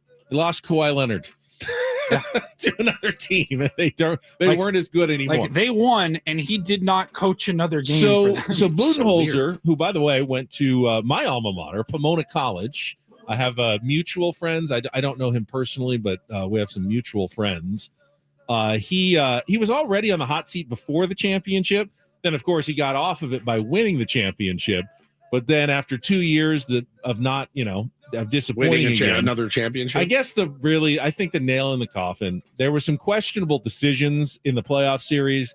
Not calling a timeout, advancing the ball late. They blew 2 leads in the last couple of games against Miami, double-digit leads. But the biggest thing is that Giannis was kind of publicly critical of the lack of adjustments that they made in the series. That'll do it. And when this is a star-driven league. And when you don't have the vote of confidence of your most important player, your franchise player, then you're going to go. I mean, it's a simple equation now. Players, the value is much higher than coaches in the NBA. It was a bummer too. He lost his brother prior to Game 4 of the series in a car accident. He had 3 brothers and lost one of them. I can imagine that his head might have been elsewhere during the last part of that series. So it's a bummer. Somebody will snatch him up, I would imagine. Though I mean, Nick Nurse isn't coaching anywhere though. Not is yet. he? And Frank Vogel's not coaching anywhere either. Is this No, Darvin Ham was Budenholzer's assistant. And he's got the Lakers here in the second round playing pretty well. It is a weird win a chip, lose your job, no one hires you again. Winning a championship is actually the kiss of death in the NBA. You pray you don't win one. Yeah, Bob Melvin, beware this year. You win the World Series, could be out in the next 12 months. It's a pretty gnarly story, man. Paulie, I think you said you touched on in the Rindo report yesterday, but Alabama's. We talked about it right after. Yeah, it was right after the news came out that he was fired, right. And it was very vague. It just said there was like suspicious gambling around an LSU versus Alabama baseball game. The head coach, Brad Bohannon, he was connected with betting activity in Ohio. They have him on camera talking to his bookie, So we didn't know that. We knew when we talked about it yesterday, all we knew was that Ohio, the state of Ohio, shut down. You couldn't gamble on Alabama baseball because something was obviously happening, but we just didn't know what. Along with 2 other states as well, have shut down gambling on Ohio baseball. And essentially Alabama baseball. Hours before the start of the game, Alabama scratched projected starting pitcher Luke Holman due to back tightness and started right-hander Hagan Banks in his place. The Crimson Tide trailed 8-1 after 7 innings and rallied with 5 runs in the final 2 frames. The third baseman, Colby Shelton, struck out with runners on first and second. They lost. LSU was a heavy favorite in the game. So this man with knowledge of, I had to make the decision to sit this starter, put in a backup starter. I'm going to put a little money on this game. Yeah, the way I read it was he called someone that he knows in Ohio because they weren't in Ohio, right? And they went to there's a sports book at the Great American Ballpark where the Reds play. Yep. And that guy, whether for himself or for the coach, I don't know whether it was delineated. I mean, I can see a scenario. It's inappropriate completely, but you're coaching a team, and it's like, oh man, we got to scratch our ace pitcher tonight. No one knows about this yet. Maybe I'll tip my buddy off. He can place a bet before he finds out that the odds are going to shift. Yeah. In LSU's favor because we don't have our pitcher going anymore. And that's like that's insider trading. It's still terrible. But the thing that tipped everybody off, which I thought was interesting, is that very few people bet on college baseball. I saw DraftKings said, no, we didn't get a single bet on that game in the entire country online. Sports books around the country said we had maybe one $10 bet on that game the entire Who's day. betting Alabama, LSU? Someone comes in and bets huge on LSU in a baseball game and immediately raises red flags. That's incredible. Okay, no one else is betting this game in the country, and you're just putting two massive bets on one of the teams. It'd sound the alarm. Yeah, absolutely. That's just dumb to do that, and then have it be able to trace back to the head coach. Even dumber. It's one of those things see the forest through the trees, right? I mean, how much would he have made? A few grand, $5,000. You've lost a job at an elite D1 school. Where you've done pretty well. I mean, his career record over the last 5 or 6 seasons was decent. It just doesn't make any sense. It doesn't make any sense. It's like me getting fired for stealing silverware here. It just doesn't make any sense. It's just one of those dumb things. Better. You can't. Do you need to steal silverware? Because I don't know where all ours are going. We have 3 forks left in the drawer. I did, and I can't find them around the house. I mean, the kids. I say, look in your room. To their room. Where are the forks disgusting. in this house? So There's 3 forks. We've had to pull all the plastic silverware out of the garage because I can't find any forks in my house. I ended up with a spoon in my backpack, and I did bring it back from here. Yeah, I had a yogurt and ended up throwing it in there, and I brought it back though. That would have been a don't do this. That would have Woods fired for stealing the silverware. This doesn't make any sense. Odyssey. You're going to put your job in jeopardy for a few grand. It can't see the forest through the trees. Or a spoon. All right, for do this. DD mega doo-doo. First, a horrible don't do this story that sparked it. A mass shooting in Belgrade, Serbia. That's a weird do this. Yeah, that's not weird. That's not the do this. But Luka Doncic responded for his home country, and he is sadly he's paying for the funerals and grief counseling. 8 children were killed in a security guard at an elementary school mass shooting. But Luka's stepping in to pay for everything. Grief counseling that's huge in a situation like this. Luka Doncic Foundation getting behind this, and he's got deep ties to the region, including grandma, uncle, aunt, teenage cousin who all live in that same area. His father's a native of Serbia, so he wanted to step up for kind of his homeland in a very tragic time that's going on right there. Good for him, but a good move. Obviously a heartbreaking story, and that's don't and do this for a Friday. That was Don't Do This with Ben and Woods on 97.3 The Fan. All right, we'll talk about some of these Padres stories that we've been discussing with Craig Elston when we come back, and then Craig will give us his streaming television recommendation on a Friday, as he does each and every week. And then Trevor Hoffman going to be with us at the top of the hour. Stay tuned for more Ben and Woods on San Diego's #1 sports station, 97.3 The Fan.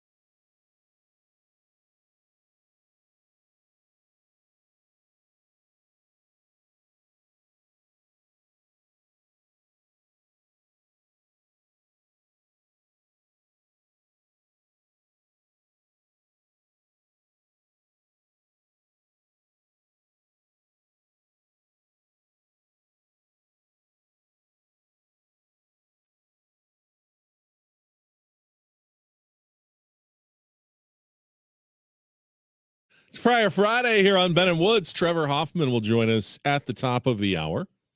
Padres coming off an off day.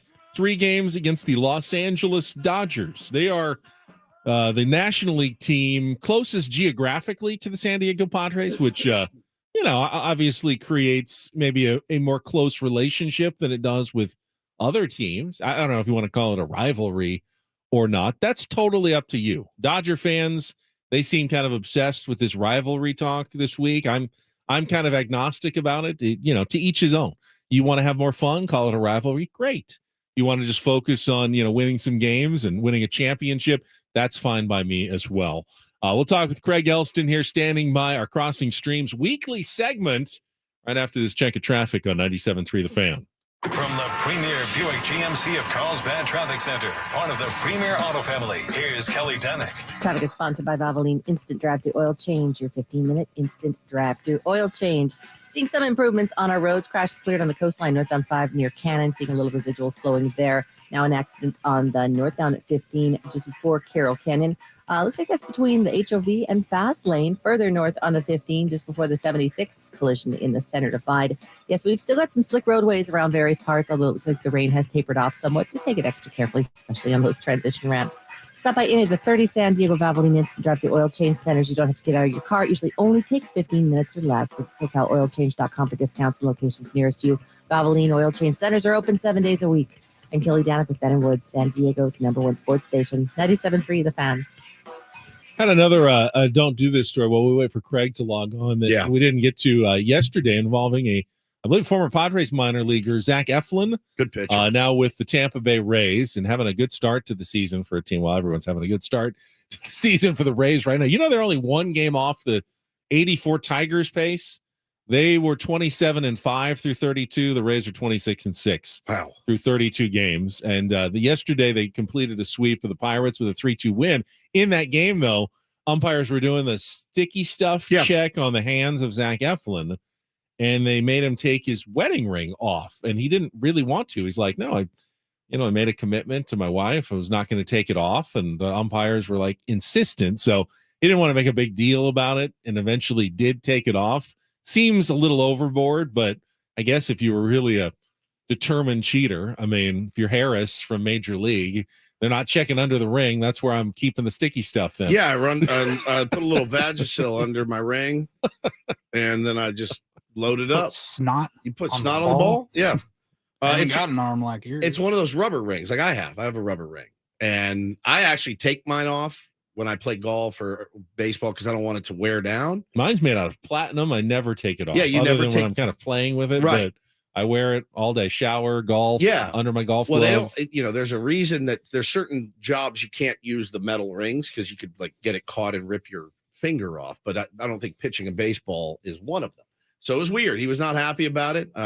They're on the Rays pretty good.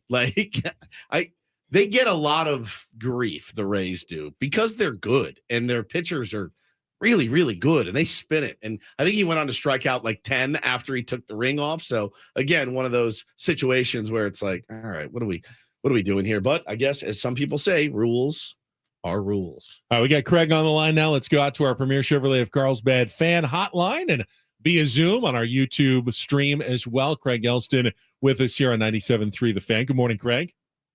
Good morning, Ben. Good morning, Woods and Paul. How are you guys doing? Buddy. We're good. How are you? Not a secret. You've talked about this in the past, but you grew up on the other side of the Padres-Dodgers quote-unquote rivalry. Now, Dodger fans are asking again, is it a rivalry? Padres fan, I think I acknowledged, it always felt like kind of one to me, but Dodger fans resisted. They didn't want to acknowledge Padres fans for a very long time. What was your kind of feeling growing up on that side of the rivalry, or was it not one in your mind?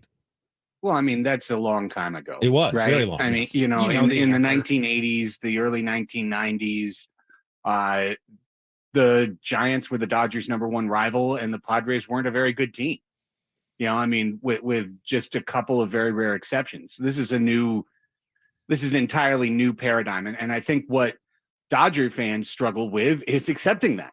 Accepting that it's not just the classic order of how things have always been, but instead it's a situation where someone is competing with you dollar for dollar, and someone is attempting to compete with you win for win, and now has taken you out of a playoff last year that I think a lot of Dodger fans assumed as the number 1 seed that they would win. So everything has changed, and I do laugh when people, up in LA, well, is it a rival? Is it not?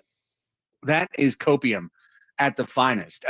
Go ask anybody after that night with the rain falling down and Cronenworth getting the 2-run hit in the 7th, whether it was a rivalry or not. That is simply an attempt to make people feel less than. I'm not worried about that. I'm excited for a great series this weekend. No question about it. I mean, and Dave Roberts called it a rivalry, last year. He has managed games against the Padres as if it was a huge, I would say, he did it this weekend. He did it this weekend. Yeah. They called up Gavin Stone to move their top pitchers back so they could line them up for the Padres series. But he has said it. Hey, this is really turning into quite a rivalry. Yeah, I think it's the beginnings of one, certainly, but that's because the Dodgers have had it all. They had all the whole buffet to themselves for many, many years, and the Padres were like, keep eating from the expensive buffet. We're going to go to Taco Bell. Padres are right there in line. Have you tried the lasagna? It's my favorite. They got their plate, and they're ready to eat from the buffet as well, and that bothers people. And it's not only Dodger fans it bothers. It bothers the Rockies owner. It bothers the Pirates owner. It bothers a lot of people what the Padres have done. But now you got to go out and you got to execute on the field. And as I said it this morning, Craig, I wonder if you agree. This is basically a battle of two pretty average teams as it stands today. I mean, in terms of the records. Yeah, in terms of the records. The talent is there on both sides. And the Dodgers have been playing a lot better, right? They've swept their last 2 series. Yep. They're coming in with a head of steam a little bit. They've got some young players that are playing very well. Jason Hayward is hitting. What's the deal when you put on LA blue and white? Honestly, don't know. But it's funny. It does go away. It goes away. Cody Bellinger won an MVP for them, fell off the planet, is now hitting well for Chicago. We've seen it go the other way. Noah Syndergaard hasn't found the fountain of youth yet. The cheating lab has been closed to him, apparently, if there is one. It's not foolproof, but Trace Thompson can't buy a hit off a lefty. I mean, where he had a monster year last year.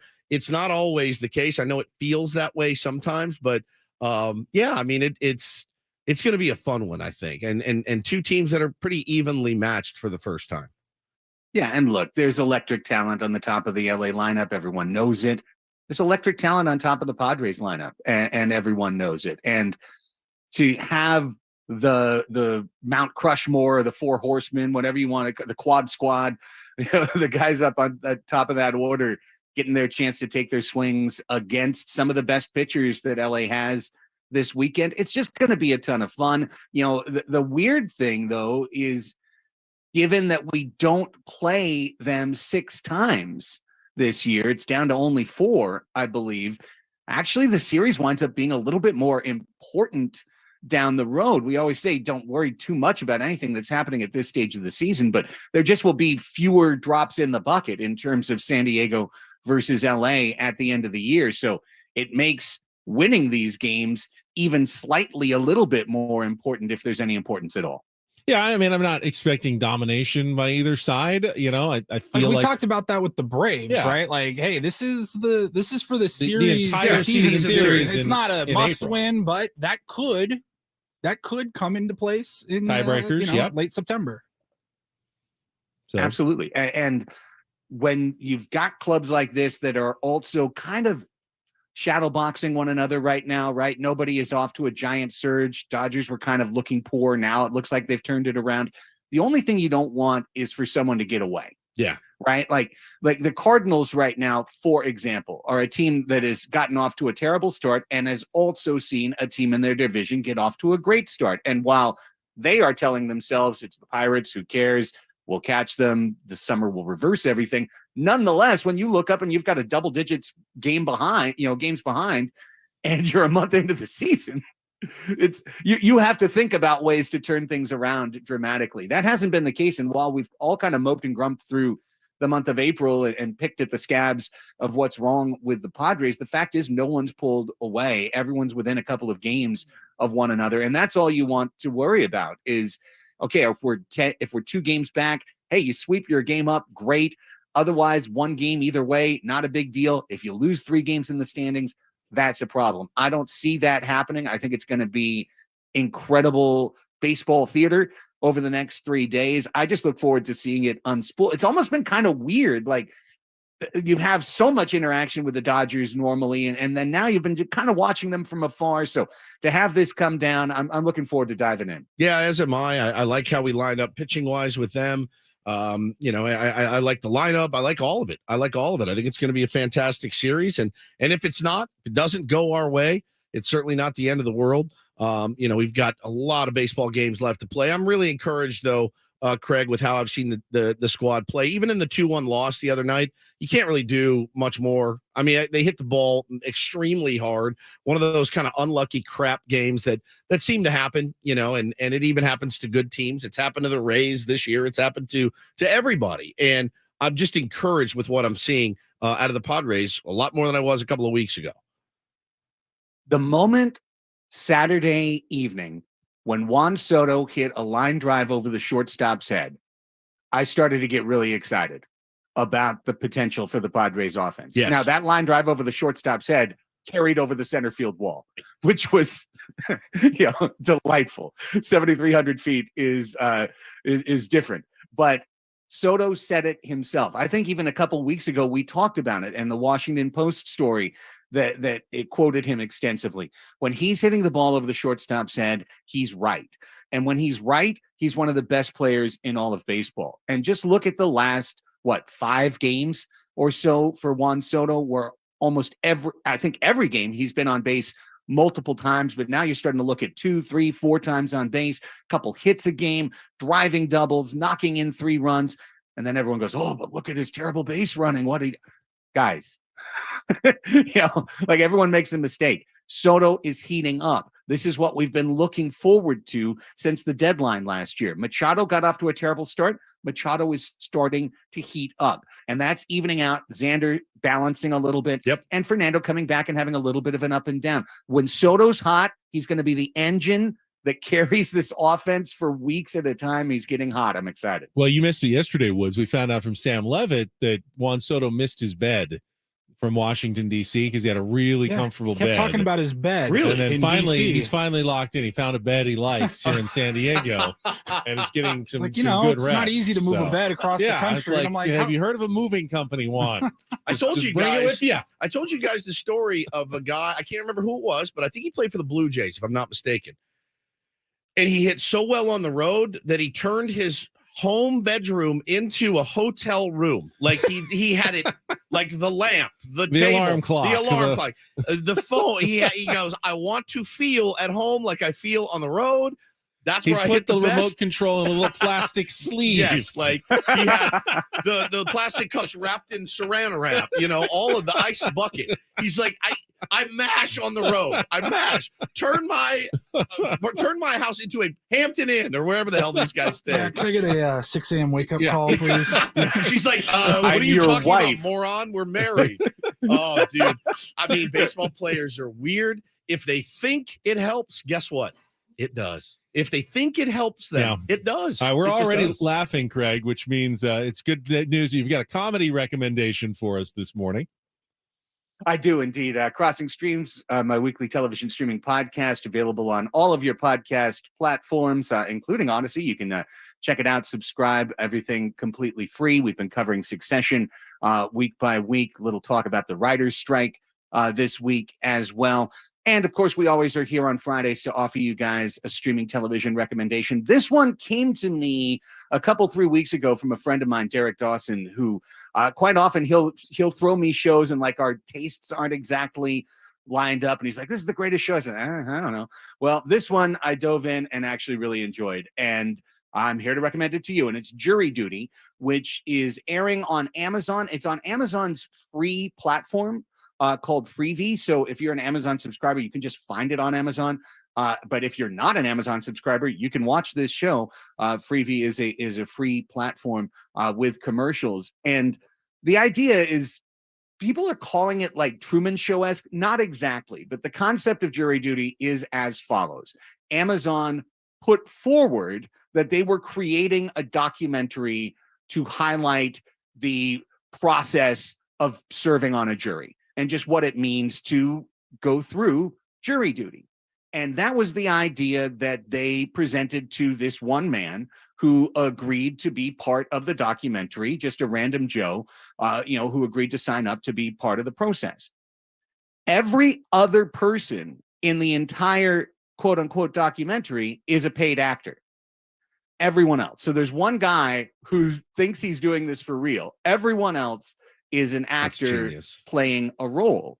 And it's very, very funny. They put together some good actors to kind of put this guy in a lot of situations. He, of course, becomes the foreperson of the jury, and it's a comical case. A lot of the funny around the show circles around all the different actors that they've put into the cast of the jury. There's all sorts of different goofy characters, but then there's James Marsden as well, the actor from The Notebook, X-Men, etc. Handsome fellow, and he plays himself. Yeah, on the show. You can't fool a guy. He might know James Marsden, so the jig is up unless he plays himself. Right. So he's playing himself being selected for jury duty and being pissed about it because he's trying out for a role and he's been stuck in this Huntington Park courtroom instead. And really it all plays out it's a very light. This is kind of like that trifle of a show you can put on in the evening, pour yourself a drink, have a really good laugh. Jury duty is loose. It's funny. It's got all that kind of mockumentary, The Office style stuff of cutaway interviews. And the first couple episodes, I'm like, how does this guy not realize that he is in a comedy? He's the mark. Yeah. Like, how does he not notice that these people? I mean, even a couple of the actors, I'm like, I recognize you from other roles. So I would not have been the person they could have selected for this because I would have seen through it. But this guy doesn't see through it, and he's kind of just like gobsmacked all along the way with all the crazy stuff that happens. So jury duty is a lot of fun. It's one of those things you can pick up and drop, but it's great. Amazon Freebie, another great recommendation from Craig. Craig, have a great weekend, and we will talk to you next Friday. Sounds like a plan, boys. There he is, Craig Elston, 619 Sports on our Premier Chevrolet of Carlsbad fan hotline. Save money the right way with Premier Chevrolet of Carlsbad. Visit them today in the Carlsbad Auto Mall. Chevrolet, find new roads. All right, we'll come back. We've got Trevor Hoffman joining us on a Friar Friday. Let's go. The Hall of Famer with us next on San Diego's #1 sports station, 97.3 The Fan.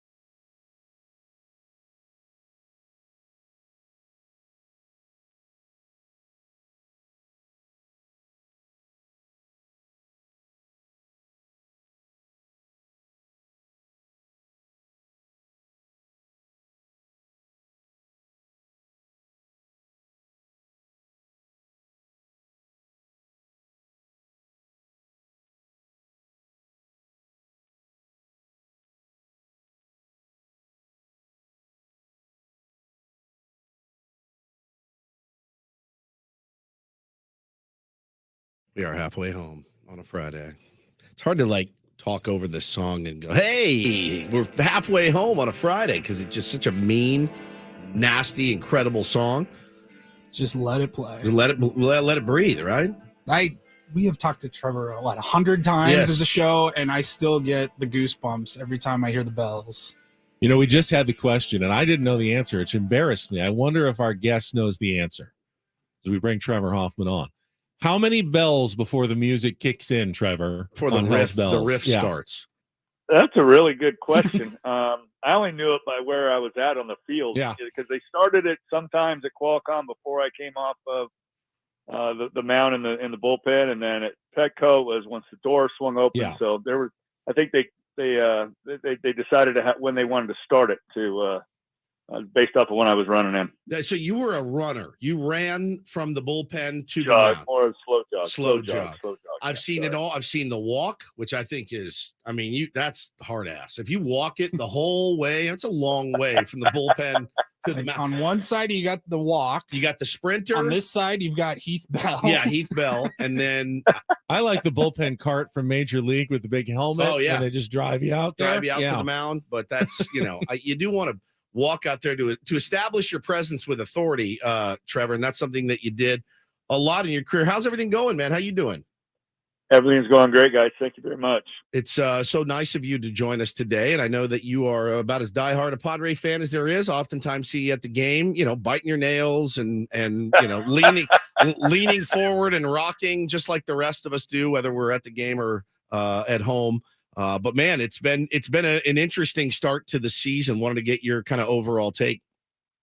Yeah, I think it's been really actually a pretty good start, to be honest with you. I know that our expectations were sky high, and just having a chance to kind of sit back and digest the first month and a week or so, the guys are fine. I underestimated this schedule, to be honest with you. I don't think we're giving enough credence for running through Atlanta and New York and Chicago early, the travel that they had through Mexico. And then not, the WBC kind of having an impact on this roster more so than other people. Yeah. The Pirates probably had very few people, if any, maybe Henry Ford and the minor leaguer that went with Great Britain. But honestly, we had guys everywhere and didn't see a couple all the way till the start of the season. So, I think you got to give a little bit of hall pass to that. Some of the pitching was a little discombobulated to get the season started. But honestly, I think Bob and staff has done a great job of just transitioning from spring training, being all over the place, to having a system and getting guys comfortable in the regular season. It does feel like whatever happened last Saturday in that thin air in Mexico City did kind of jumpstart the offense, which was nice. You were down there. You got to throw out a ceremonial first pitch as well. Tell us what the experience was like last weekend for you. Yeah, honestly, the stadium's beautiful. Alfredo Harp Pelú Stadium was really well done from the ground up. The facility itself had great viewpoints for the field, and outside of being at 7,000 feet, there's nothing you do about that. Ball's just not coming out of the air, but the actual facility was top notch, and I think the guys really enjoyed it. Maybe not the pitchers, but the brand of baseball is a little bit kind of like Denver, where nothing's safe, nothing. I mean, fans would go crazy, and the fans outnumbered Giant fans by 4, 7-1, 8-1. It was incredible. The attendance that the Pod fans showed up in droves and drowned them out, really. But you get excited for a 3-run inning, go ahead, and then you kind of held on to like a roller coaster. The next inning, you kind of try to hold on to that lead. So a certain type of pitch, I think the fastball split changeup mix would probably be the best. Mateo Nomo throw no hitter in Denver, with that kind of mix was how it works. But overall, there's the excitement. I feel like Padres are Mexico's team. There's no question about it. I talked to Padres bullpen coach Ben Fritz, who's one of my favorite people on the planet. Just tells it like it is. And I asked him, I said, what was it like for your pitchers? What'd you tell him? And he said, the hardest part, he said, okay, Joe's on the mound. Joe throws a nasty slider. Well, he hangs one, they bang it. He throws another one, it catches for some reason, one snaps off, and he's like, oh, okay, now I've got the feel. Throws it again, and he hangs it again. He said, there's just no way. He said, so by the second day, I said, hey, everyone, throw your fastball, throw it as hard as you can, close your eyes, and hope they hit it right at somebody. That has got to be, I mean, I know your pitch mix was a little bit different. That's got to be a bit concerning, worrisome, kind of frustrating to go out there and grab the ball. Yeah, I think you're just constantly fighting to know that your offense is going to come back and they're going to have a good time, but you're trying to limit damage. You don't want to give free passes away and have runners, traffic going before, damage can be done. But I mean, just my perspective, I was down the first base line about first base deep, and some of the trajectories of the ball were literally felt like pop-ups. Pop-ups. It's pushing guys back to the wall. It's not out. It just, the line drives don't come in the air. That's fine. You feel like you gave up a pretty good knock, but the balls that look like they're going to go to the shortstop and they're out of the park, that was ridiculous. We just celebrated the 98 team, and now coming up later this summer, we're going to have the new Padres Hall of Fame inductions, including one of your former teammates, Jake Peavy, going in. That'll be a special day and a night for all the Padres fans and you as well. Yeah, I'm looking forward to Jake getting his due, and he's had a great career outside of San Diego, but for the San Diego Padre fans that love him and him getting a start here and really cutting his teeth and learning how to be a professional, I think it's going to be a great honor for him to receive and to hear the words that he's going to have for this fan base. He's not going to sugarcoat it. He's going to, have a few eloquent, sayings, we'll say, dadgummits and things like that. But, Jake's one of a kind. He's a competitor. He wore the uniform well, and I think it's going to be a great honor for him and his family. It has been fun having him around. We had him on our show opening day. I did confirm with him the rumor that you told me about him, what he would apply to his body and wear. He was open about it. He was open about it. A little too much detail. If I breached some sort of confidence or something, I'm sorry, but I had to know that was the real deal. And he's insane. That's an insane thing to do. Pretty impressive, right? Very. I don't know. Self-sabotage, whatever you want to call it, but that's something I didn't felt like I needed. So it was great that I didn't go down that road with him. I think it would have hurt you. You're trying to throw that change up, and I don't know that you want to be too amped up maybe when you try to throw it. I don't know, Trevor, but it was certainly a delight to talk to him. And like I said, it's fun having him back around the organization and being on board with what the Padres are doing. It's been great. And you, of course, helping be an ambassador to this team like you do. Do you ever get tired of throwing out first pitches? No, I think it's awesome, man. It's actually kind of stressful to not bounce it or throw it over the guy's head. Literally for the 98 celebration, everyone's lined up on the first base line. So now you got an added layer of like, hey, don't screw this up. All your boys, yeah. All the boys, and Carlos got down in the stance, and I'm like, oh my gosh, you look like 100 miles away. It's not good. So the eyes are going, the arm's bad. So there's going to come a point where you're just going to have to wear it and understand you're not going to be able to throw strikes. So it's part of it. Yeah, I learned that a long time ago. Yep. Talking to Hall of Famer Trevor Hoffman here on a Friar Friday. All right, I got a strategy question for you, because we had the debate earlier this week from the game that the Padres lost in 10 innings to the Reds. Bob Melvin brought in Josh Hader in the tie game in the top of the ninth. Obviously, there's no chance for a save situation, but we had Eno even on yesterday when you were off, Woods, and he said, yeah, I think the numbers say you should have saved Josh Hader for the 10th with the runner on second base. And something like the 10th inning is 20% more. Was it intensity? Yeah, intensity of the pitches or something like that. But I also said, well, but if you don't get to the 10th, and you give up runs in the ninth, then you just wasted an opportunity to bring in one of the best pitchers in the game. Now, Trevor, I know there was oftentimes talk that you weren't as good when you came in a non-save situation. Hader obviously looked fine on Tuesday when he came in the ninth. But what do you think with these new rules, the best way to implement, to bring in a guy like Josh Hader when you are like tied in the ninth inning, knowing that extra innings and a runner on second base is possible? Yeah, great question. I think a little bit has to do maybe where you're at in the lineup, like what part of the Reds lineup it was at. I couldn't tell you, but it was the bottom. Yeah. So potentially you could have went a different arm there, and then like you're saying, I mean, to have the start of an inning with a guy on second, if you will, it's like giving up a leadoff double and having to navigate that. But I think, gosh, let's just go back to how well Josh has thrown this year and really looked like the Hader that we thought we were getting at the very beginning. And man, he's just been dominant with his fastball and mixing in a changeup, and his sliders as sharp and devastating as ever. And so I couldn't be more happy for him. He's such a great clubhouse presence, From a strategy standpoint, I think it's, that's what makes the manager get the big bucks. They have to make those decisions on when to deploy your best weapon. And if you feel like the ninth is the best stop, and that way you can come back and score in the ninth and finish it there, as opposed to getting to the 10th and having to deal with runners. That's part of the gamesmanship. If I remember correctly, you never really acknowledged when you were a player, because I'd be in the media and I'd ask you the question, oh yeah, he came in the tie game and gave up a couple of runs. Sorry about him. You never, Coffee, I'm sorry. Never would give up a run when you came in with the lead. As a competitor, I can see why you wouldn't want to ever acknowledge something like that. In hindsight, was it different? I mean, when you were pitching and you didn't have that lead and the opportunity to close out a game.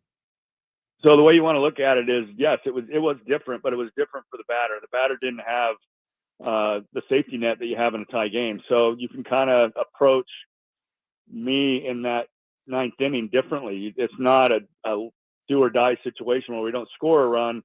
You get guys to be maybe a little more aggressive. You can use that aggressiveness against them. And so my stuff didn't change too much. It's their approach and their ability to be a little more patient in a tie ball game versus a run down or more was a little bit different. And so that was kind of the difference. I didn't have the gas to kind of running up there and be able to dodge a couple of situations where if I wasn't locating perfectly, guys would maybe take a pitch or something like that in a tie game or get me deeper into account. And the more you saw me, the better you hit me. Sorry that Ben just said that you like to take games off when you didn't get when you did. I didn't say the numbers were terrible. No, when you didn't have it exactly. I think I made your that way, same Trevor. argument about it's different for the batters as opposed to the pitcher that Trevor just made, for sure. But Trevor Hoffman half-assed it when he couldn't get a when save. you're playing, you got to be Superman. You got to have that reputation intact. Like, no, it doesn't matter when I go in. I'm dominant. I'm going to get you out no matter what. All and then now that he's not playing, you feel like there's a chance for a little more honesty Trevor, at this point. We're so sorry. I'm so sorry, Trevor. He's a loose cannon. You guys are just top-notch journalists. I love it. You guys are getting down and dirty, figuring stuff out. I picture a young Ben Higgins asking the great Trevor Hoffman, so you gave up a couple runs there in the ninth. What happened? I mean, that to me is killing me right Trevor now. gave a young Ben Higgins the business. It's one of my favorite stories. I got the talking to once. I told that story. I think Trevor. we might have had really good eye contact at some point. Craig and I got the talking to. The once. glares from Hoffy are second. I had to learn as well. I was a young player, and I got schooled, or a young broadcaster. Called out the training staff. Schooled by a not quite as young Trevor. He was pretty young, but not quite as young as I was at that time. And it was a lesson. It was an important lesson learned. Before you go, Trevor. Fair question. I apologize for maybe not giving you the answer this time that you wanted. But there's nothing worse than going back in and facing your teammates after they worked so hard to tie the game up and they got to work more. So and Trevor was so stand up with the media. Yeah, he would, after a save, he might be hard to find. When the very rare case when they did blow a save, was right there answering questions and deflecting from anybody else. Because you know what? When you lose a game, it's not all on the closer. No, there was it's other not. things that went wrong, but Trevor would be the one to answer all the questions about the loss and wouldn't be on the offense that didn't score enough runs or the starting pitcher who gave up 4 or 5 that made it a game in the first place. It would always end up having to be on Trevor Hoffman, which wasn't totally fair, but he was the one standing out there answering the questions. Yeah, it's accountability, Hoffy. And you saw Xander Bogaerts. I'm sure you guys talked about it yesterday. His comments after the game coming out and saying, I played terribly. I got to play better. Well, they beat the crap out of the Reds. And, Xander was certainly, he didn't have the best game for him, but he said, I will play better. That's something that's, I don't want to say it's rare these days, but it felt special. So maybe it is rare these days. Well, I think what you have to take away from X is that he's been taught in Boston media. So, I think if you're transparent, you're honest of your own assessment of your play, then all that the fan base and media will take away is that you're a stand-up guy and you're giving your best. And so I think he learned a lot being in Boston. I was listening to Coach a couple of days ago, and he talked about Dylan Brooks not showing up for a post-game comments after he dropped what he did on LeBron. And that $25,000 is a lot of money. And they make it hurt in the NBA. So, I mean, that doesn't happen in MLB, but it's certainly, you guys have a job to do. It's just part of being a professional. And I think everyone appreciates when it's done right, that people can do their job. No doubt about it. Before you go, I didn't know much about this, but I said I saw you're part of the Dinner on the Diamond charity event that's coming up later this month on Thursday, May 18th. What's that about? Yeah, this will be the second annual gala that Pods are putting on in the Diamond. Big event. They do it upright. There was a hit last year with tons of great prizes. People getting to go on the team charter to certain cities in the country, and just first class stuff everywhere, and Masters stuff. I mean, the prizes are incredible. So it helps out the Padre Foundation, and it's a pretty big event. Looking forward to it on the field. Not quite sure who they have as the entertainment, but it was Miguel last year, and a lot of the guys were fired up about that. So Ja Rule and Ashanti. Oh yeah, Ja Rule and Ashanti. Mud and Don will be, I'm assuming, the MCs. Yeah, we weren't asked this year, so it's not us. If they get food poisoning or anything, not that I would ever slip anything into their food to get them sick. Just you got our numbers. Just Don caught a bad fish that he ate or something. Yeah. Don Tangelo's closes. You guys are on the short list all for right, sure. Good. Thank you very much. We appreciate it. That's all we want. We just want to be acknowledged. Thank you. Thank you, Trevor. Buddy. There he is, Trevor Hoffman, the Hall of Famer, on our Premier Chevrolet of Carlsbad fan hotline. Save money the right way with Premier Chevrolet of Carlsbad. Visit them today in the Carlsbad Auto Mall. Chevrolet, find new roads. He's the best. Always, it blows my mind that we can have that easy of a rapport with a literal baseball Hall of Fame. I mean, I don't even think we're that special. He treats everyone that way. Yeah, he really does. He's very true. Just the best. You could just run into him at Vaughn's, and it would be like you guys were old friends. He's the best. He's in a club with Babe Ruth, and Joe DiMaggio, and Mickey Tony Gwynn, and just Tony Gwynn. That's Trevor Hoffman there. It's crazy, man. You'd never know it. You'd Amazing. never know it. He's Absolutely a Hall amazing. of Fame person, man. All right, we will come back. We can react to that. We can take some phone calls actually here on a Friday. Want to talk some more Padres baseball. I had a topic yesterday about the 4 highest payroll teams in baseball right now, Woods. Oddly similar starts to the season for all of them. I'm with it. And I wanted to get your thoughts on that coming up on San Diego's #1 sports station. Back after a check of traffic here on 97.3 The Fan.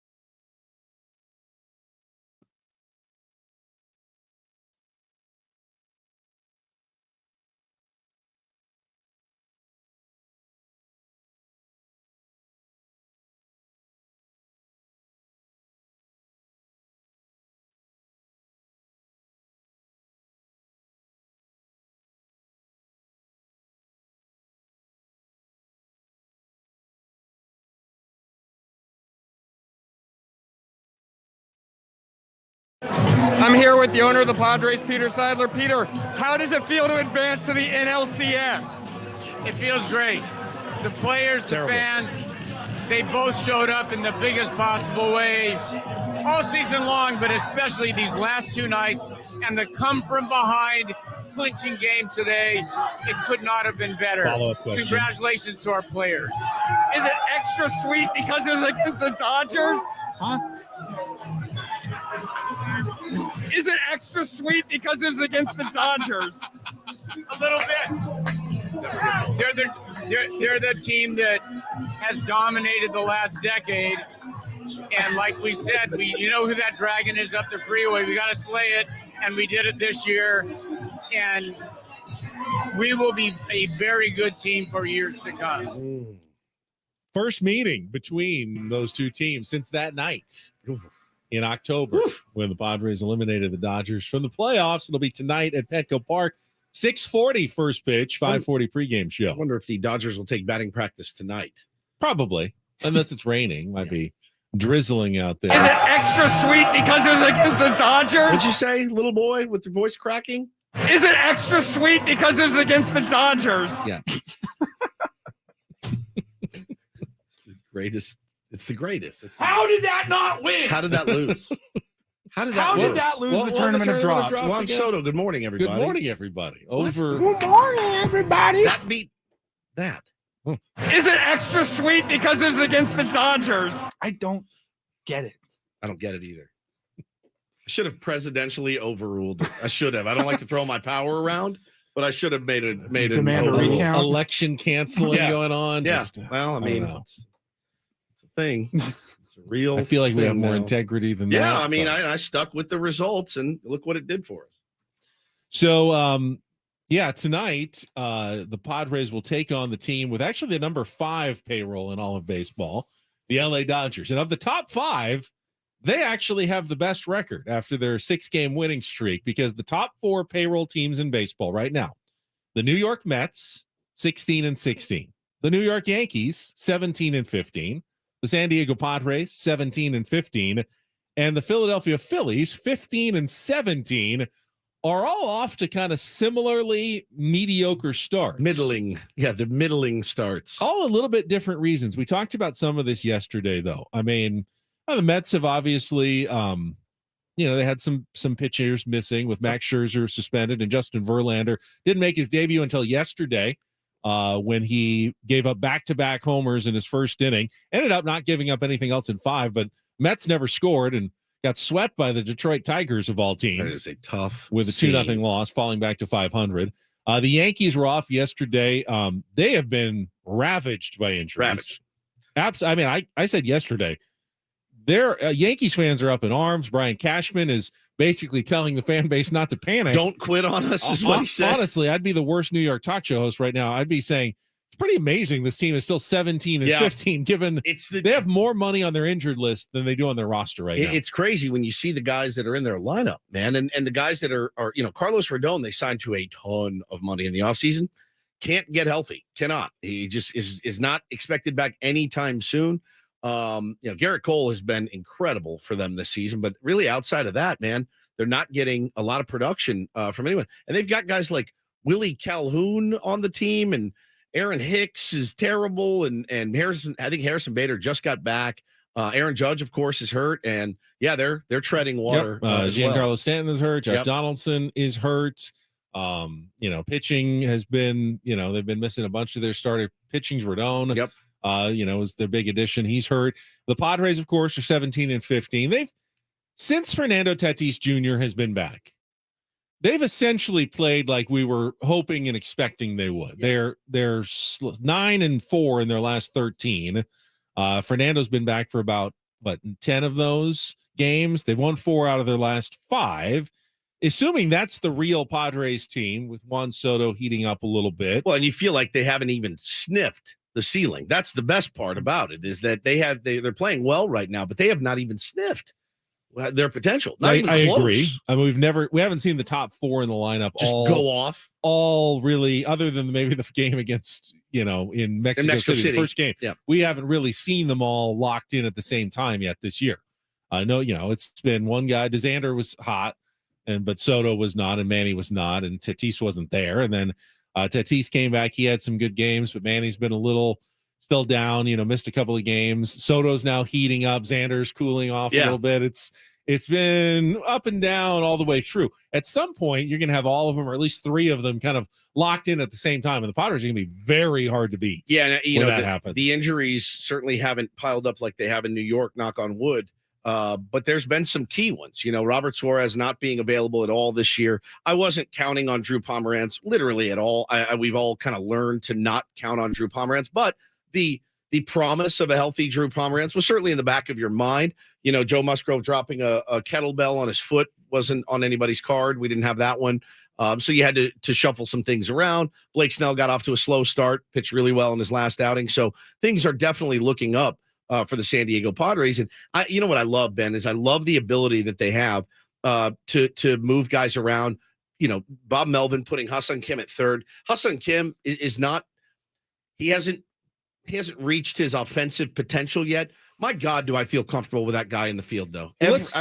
Incredible. When we come back, I want to talk about comparing the Padres and the Dodgers, because there's one area, and you just kind of basically alluded to it, where the Padres have a massive advantage over the Dodgers. I say two. You say two. Okay. Yeah. So we'll do that. And then there's the Phillies, who are at 15 and 17, just got swept. They have the fourth highest payroll in baseball. They have a losing record at this point. Now, they just got Bryce Harper back. He's playing all right. And, it doesn't take him long to get locked in. So you'd think that they'll start getting going at some point. But I just think it's interesting. You take the four highest payroll teams in baseball. They're a collective 2 games above 500. It's incredible. Out of 120 some odd games that they've played this season, they're like 64 and 62 or something like that, 65 and 63 for the 4 highest payroll teams in all of baseball.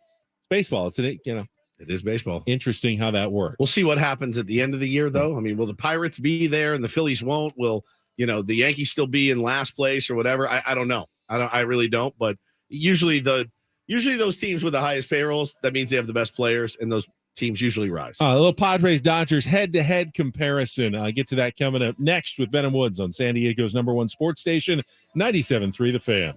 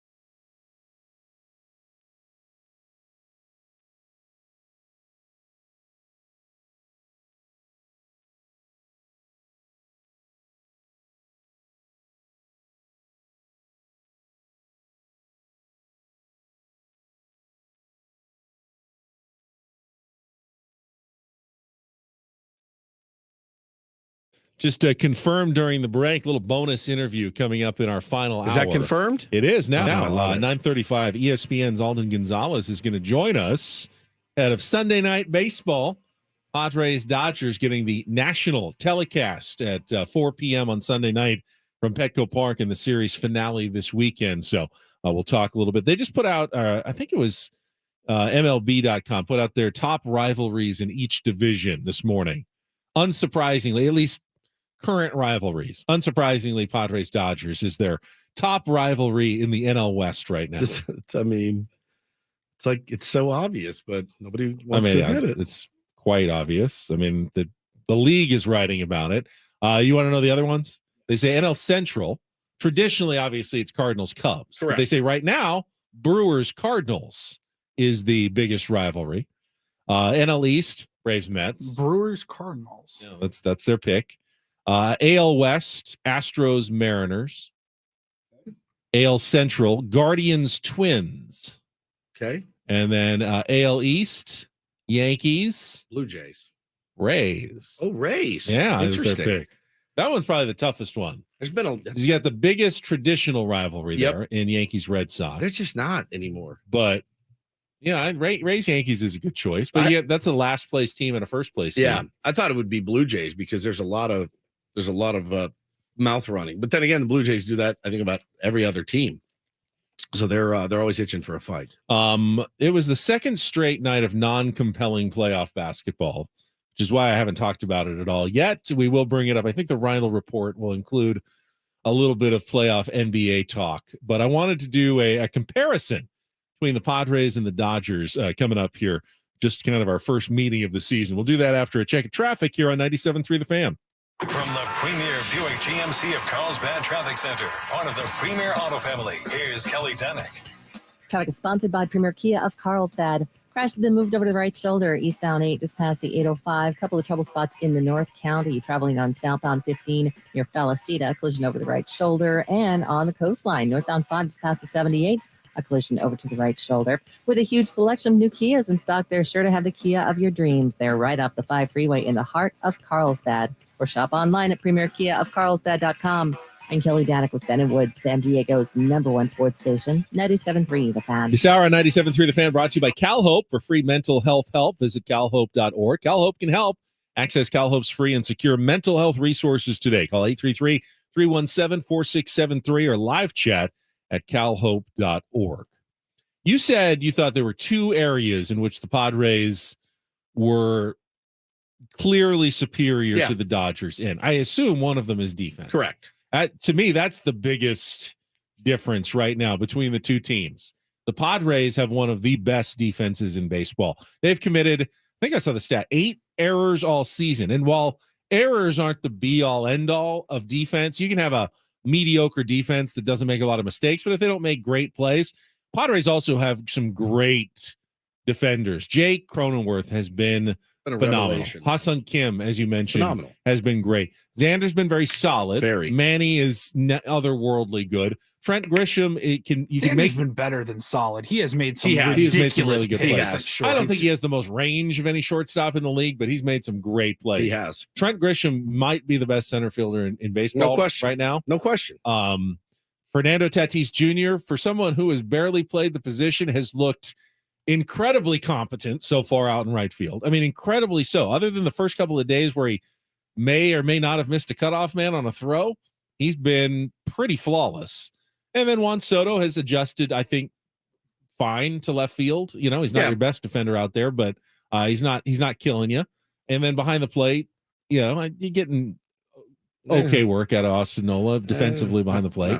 Not throwing out a lot of runners. Probably really. the weakest spot out on the field right now. I wouldn't say. But the Dodgers are a disaster defensively at a lot of positions. It really is a weakness for that team.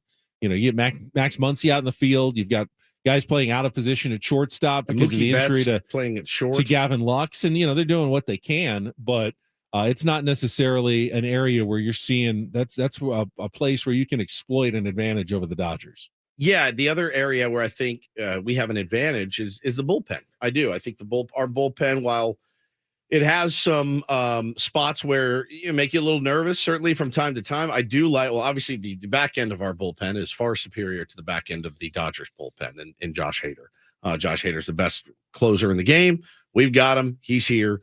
They don't.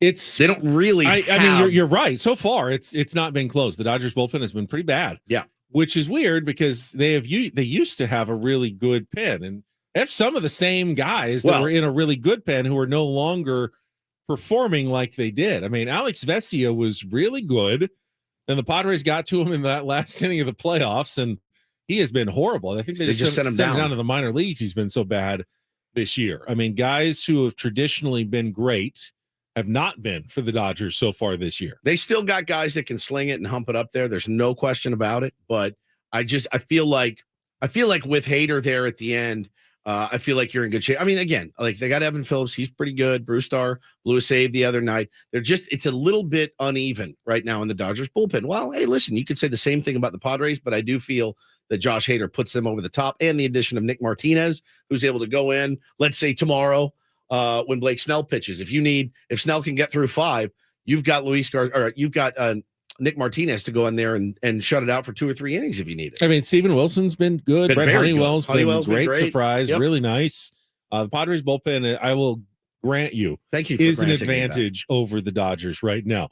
Yeah, the Vesia thing is nuts. I mean, I felt like, I swear to God, when Crony got that hit off of him, I'm like, oh, that's the first hit that anyone's ever had off of Alex Vesia on the San Diego Padres. I know that wasn't the case, but that's sure how it felt. Yeah. It felt that he dominated this team. I would love to know what his numbers were against the Padres until that knock. And yeah, he was scuffling so bad. Set him down. He got lit up by the Padres affiliate in his first outing for AAA. Starting pitching was an area that I thought maybe the Padres would take a jump forward against the Dodgers, more because the Dodgers have, maybe getting older and not as good. Clayton Kershaw is off to an excellent start. They are getting healthier with the return of Tony Gonsolin, who we won't see in this series, but is working his way back in terms of building up innings and length in the starting rotation. Dustin May is back. Julio Urias hasn't been quite as dominant as he was last year, but not someone you look forward to facing. Ever, yeah. Noah Syndergaard has not been good. His ERA has been over 6 when he's come back. They just called up one of their prospects, Gavin Stone, who had an up and down debut. They ended up winning that game, but he wasn't fantastic. They certainly don't have the depth of 6 or 7 really, really good starters like they had. The loss of Tyler Anderson, some of the depth in the offseason has made that a more mortal pitching staff. But as long as Clayton Kershaw keeps defying time, that's going to be a good starting rotation for the Dodgers. And anything can happen, obviously, but I do feel like that it is one of those series where if you can get to the bullpen early, if you can figure out a way to make Clayton throw a lot of pitches, he's up there in age, certainly. Make him throw a lot of pitches, get into that bullpen early and set the tone for the entire series. I think it could really, really benefit us because I think we've got more bullets in the bullpen than they do. Now, again, knock on wood, I hate to jinx us, but that's just how I feel today. Offense is the area where I feel like is the biggest debate you can have as to which team has the superior offense.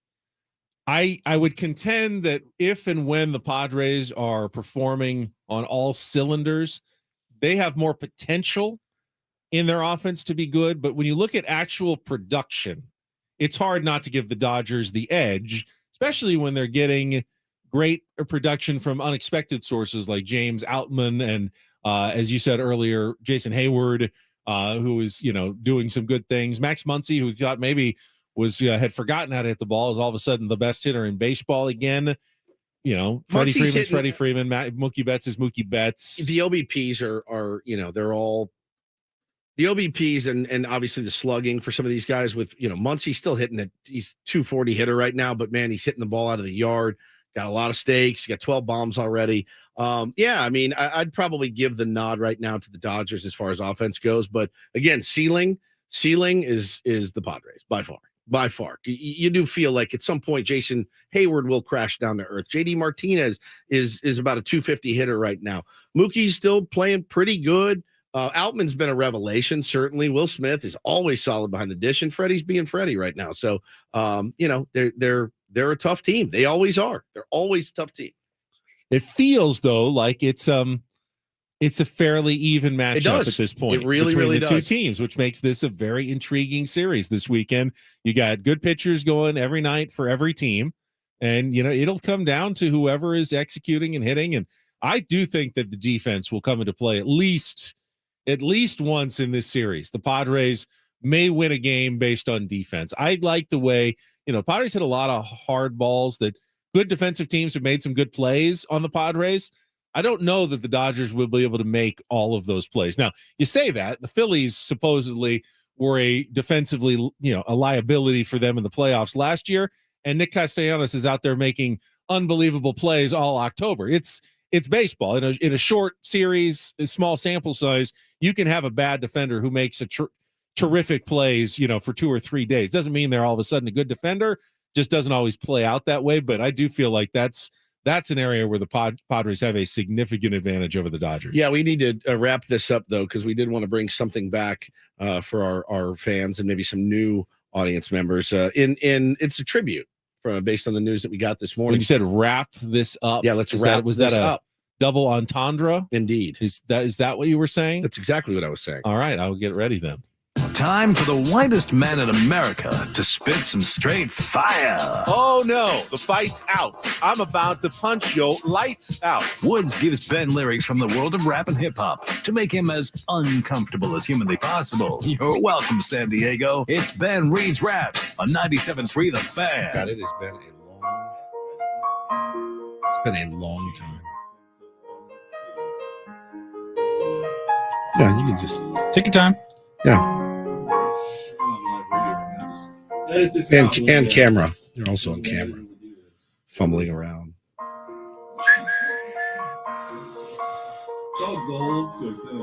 Right. There we go. There's guys that actually hit with that on in the big leagues. All right. All right, here we go. Be very careful. Be very careful. Yes, very. I assume this is in tribute to Fitty coming to San Diego. Coming to San Diego this summer. Yeah, Shady. Aftermath. G Unit. Damn, baby. All I need is a little bit of this, a little bit of that. Get it cracking in the club. When you hear the S, drop it like it's hot. Get to whipping that back. Girl, shake that thing. Yeah, work that thing. Let me see it go up and down. Rotate that thing. I want to touch that thing. When you make it go round and round. I step up in the club. I'm like, who you it? G Unit in the house. Yeah, that's my clique. Yeah, I'm young, but an end from the old school on the dance floor and then doing old moves. I don't give an F. I do what I want to do. I hit your ass up, boy. I do what I want to do. I hit your... I already said that one. Better listen when I talk and don't trip. Yo, heat in the car. Mine's in this bitch. I ain't trying to beef. I'm trying to get my drink on and my diamonds, my fitted, and my mink on. I'm a kick it at the bar till it's time to go. Then I'm a get in shorty ear and I'm a let her know. Oh. All N really need is a little bit. Not a lot, baby girl, just a little bit. Right. We can head to the crib in a little bit. I can show you how I live in a little bit. I want to unbutton your pants just a little bit. Save that. Take them off and pull them down just a little bit. Oh my God. Get to kissing and touching just a little bit. Get to, I don't know that I can do that one. Skip that line. This is 50 coming out your stereo. It's hard to tell though because I switched to the flow. Eyes a little low because I twist the dro. Pockets on swole because I moved the O's. My neck, my wrist, my ears is froze. Come get your bitch. She on me, dog. She must have heard about the dough. Not Captain Come On and Save a Ho. I get it crunk in the club. I'm off the chain. Number one on the chart all the time, man.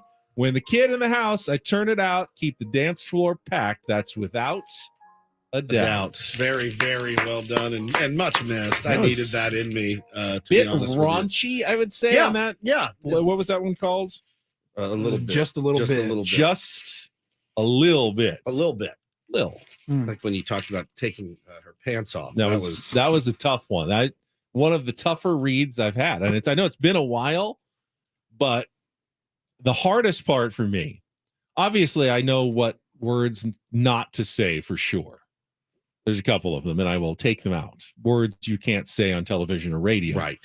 But that one was getting pretty raunchy. Yeah. And I felt like even though none of the words were bad, it's the that the direction. context and the lyrics together were kind of towing the line as to what was really family-friendly entertainment on a Friday morning in San Diego for kids on their way to school. Fair and enough. such things. Right. Just trying to keep it real here. I really 619. I really, really enjoyed that. A lot. More of an 858 guy myself, North County. 760 guy. Just was given to me when I moved here. Old school, you have to use 619, but yeah, we have lots of area codes now. I wonder if we'll get another one soon. Population always going up. I'm still thinking about you saying that you want to unbutton her pants is the thing that I'm thinking about. It's just a normal part of the undressing process. It is. It is. No, indeed. you can't skip that step or it becomes very difficult. It does. Yeah. It does. Boy, I miss that a lot. And it's been too many people long. are saying that, oh my God, I'd heard it, but to actually watch it on the chat. Oh, that's right. Even... Well, and Paul used to try to stream it live, but now that everyone's just kind of already there, it's probably easier for a lot of people. 50 Cent was part of G Unit, Gorilla Unit. Why am I frozen up wife on the girl TV? in the chat says B Unit. Ben Unit. I'm the B Unit. The B I Unit. like that. Why is your camera frozen? All What are you right. doing, dude? I didn't. What do is anything. going on? Is it the internet again? Maybe it's because my screensaver came on. God, that was great. All right, we will get a Rindle report. The Lakers got their butts kicked. They didn't shake it around enough apparently last night against the Warriors. Get to that next on 97.3 The Fan.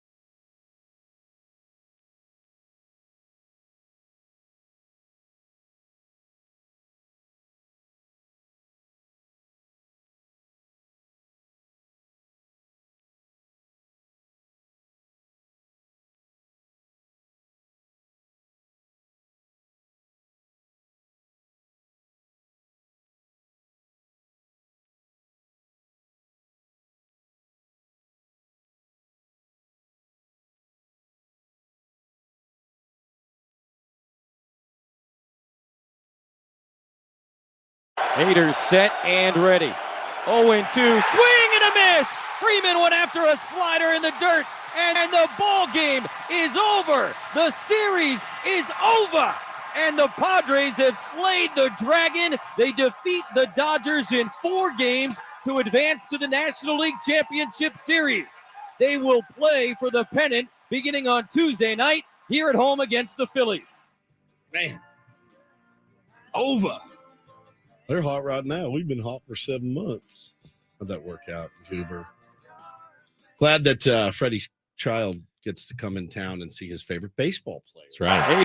You know, Charlie Freeman is in town to see Fernando Tatis Jr. We're going to have to watch them hug and all that bit before. But, I mean, isn't that weird? Like, hey, I'm a pretty good baseball player, too. Not somebody on my team. Fernando Tatis Jr. is your guy. It's funny, though, the goalposts when it comes to Dodger fans acknowledging the Padres will always move. Always. You know, first it was, well, we're dominating you. We won the season series. Well, then they lose in the playoffs. It's like, all right, well, we've won the division, the last 8 of the last 9 years, whatever it is. Padres would win the division this year. It'll immediately go to, well, how many rings have you won in franchise history? Padres win a championship. It'll be like, call us when you get to 7. Yeah, whatever we've gotten. And the goalposts will always move. Yeah, you need to rip off like 12 World Series championships in a row, along with the division title and beating the Dodgers every year in the playoffs. Call me when you get your phone. It's funny. It sounds like a dream that you probably okay. Are they really ever going to win like a multiple championships? So many so that they'll leave the Dodgers in the dust. But it has happened in San Diego. The San Diego State basketball team used to be the laughing stock of the Mountain West. UNLV dominated them. New Mexico dominated them. The seasons, the all-time series, they were 20 games under 500 against those teams, or more. They were like 5-34 all time in Las Vegas. And now, after 20 years of utter domination, I mean, the Padres never lose the Aztecs never lose in Las Vegas. They beat New Mexico so often that they've taken over the lead in all of those, all-time series with the schools. Who knows? Maybe the Padres one day will look back and will go, yeah, remember long ago when the Dodgers used to, own the Padres, and now, of course, it's been such a different story for the last 20 years that it's completely turned everything around. It has happened. So, maybe one of those days the Padres and the fans will have all the bragging rights, but you know how it starts. Win tonight. That's how it does. That's how it starts. It does. Win tonight. That started probably last October, actually. You beat them. You beat them the last time. Tonight, continue it. Keep it rolling. If you missed it, Joe Musgrove was going to be the opening starter for the series. Has a blister on his foot. Padres announced yesterday that they're going to push him back to Sunday. So Yu Darvish will start tonight against Clayton Kershaw. Kind of a better matchup, I think. Cooler, like we talked about it earlier. How I love the 3 matchups in the series now. You got the wily veterans, the elder statesmen of the rotation tonight in Darvish and Kershaw, and what's essentially each team's true number 1. Yeah, you've got the stuff guys tomorrow in Dustin May, Blake Snow. They don't always know where it's going, but my God, they're is it nasty, pretty. and when they're on, they can be the most dominant pitchers in their rotations, respectively.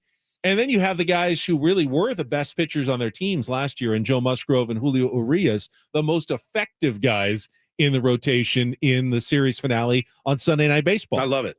I absolutely love it. I love that Joe's going to get to pitch Sunday Night Baseball too on a national stage, and it should be a lot of fun, man. It should be a lot of fun this weekend. Not going to get too up, not going to get too down. I'm so happy baseball's here. I'm happy with the way the guys are playing. And certainly it looks like they're coming together as a team. I don't know how you can watch those videos after the game and say, 26 guys, 26 cabs for these dudes. No, these guys really enjoyed playing together. The Dodgers talking a little bit differently. I was reading, I think it was it was a Dylan Hernandez piece actually in the LA Times. He kind of poo-pooing the Dodgers, even the 6-game winning streak, saying this team still has question marks. This team hasn't quite figured out its identity yet. Maybe that's a good thing if you're a Dodgers fan. Still winning games. You don't want to feel like you've peaked in April, that there's still places to go.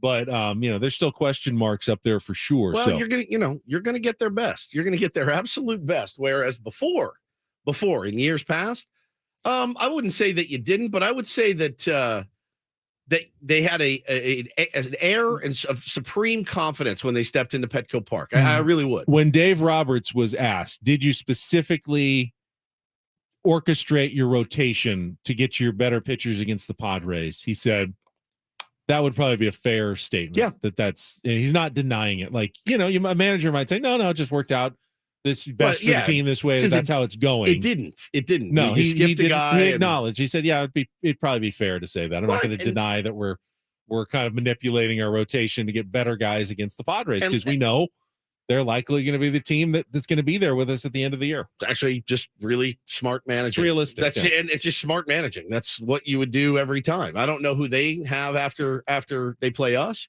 but I would rather have Syndergaard go against anyone else than the San Diego Padres. Go to Milwaukee. Okay, and they're good. They're a good team, but I think they just got swept by the Rockies. So they're scuffling. I was like, what the hell is the schedule? So we got to go to Minnesota next week just to turn around and come back and then play the Dodgers in LA. Right. I'm like, did they just go back home and they just got a quick drive? No, I think they have to ship out to Milwaukee and then everybody comes back to the West Coast. The Padres will next be weekend. Padres will be doing the road trip touring the Lakers' homelands. Yeah. Of Minneapolis and Los Angeles on their next trip. Yeah. And with that, let's get to today's Reindl Report.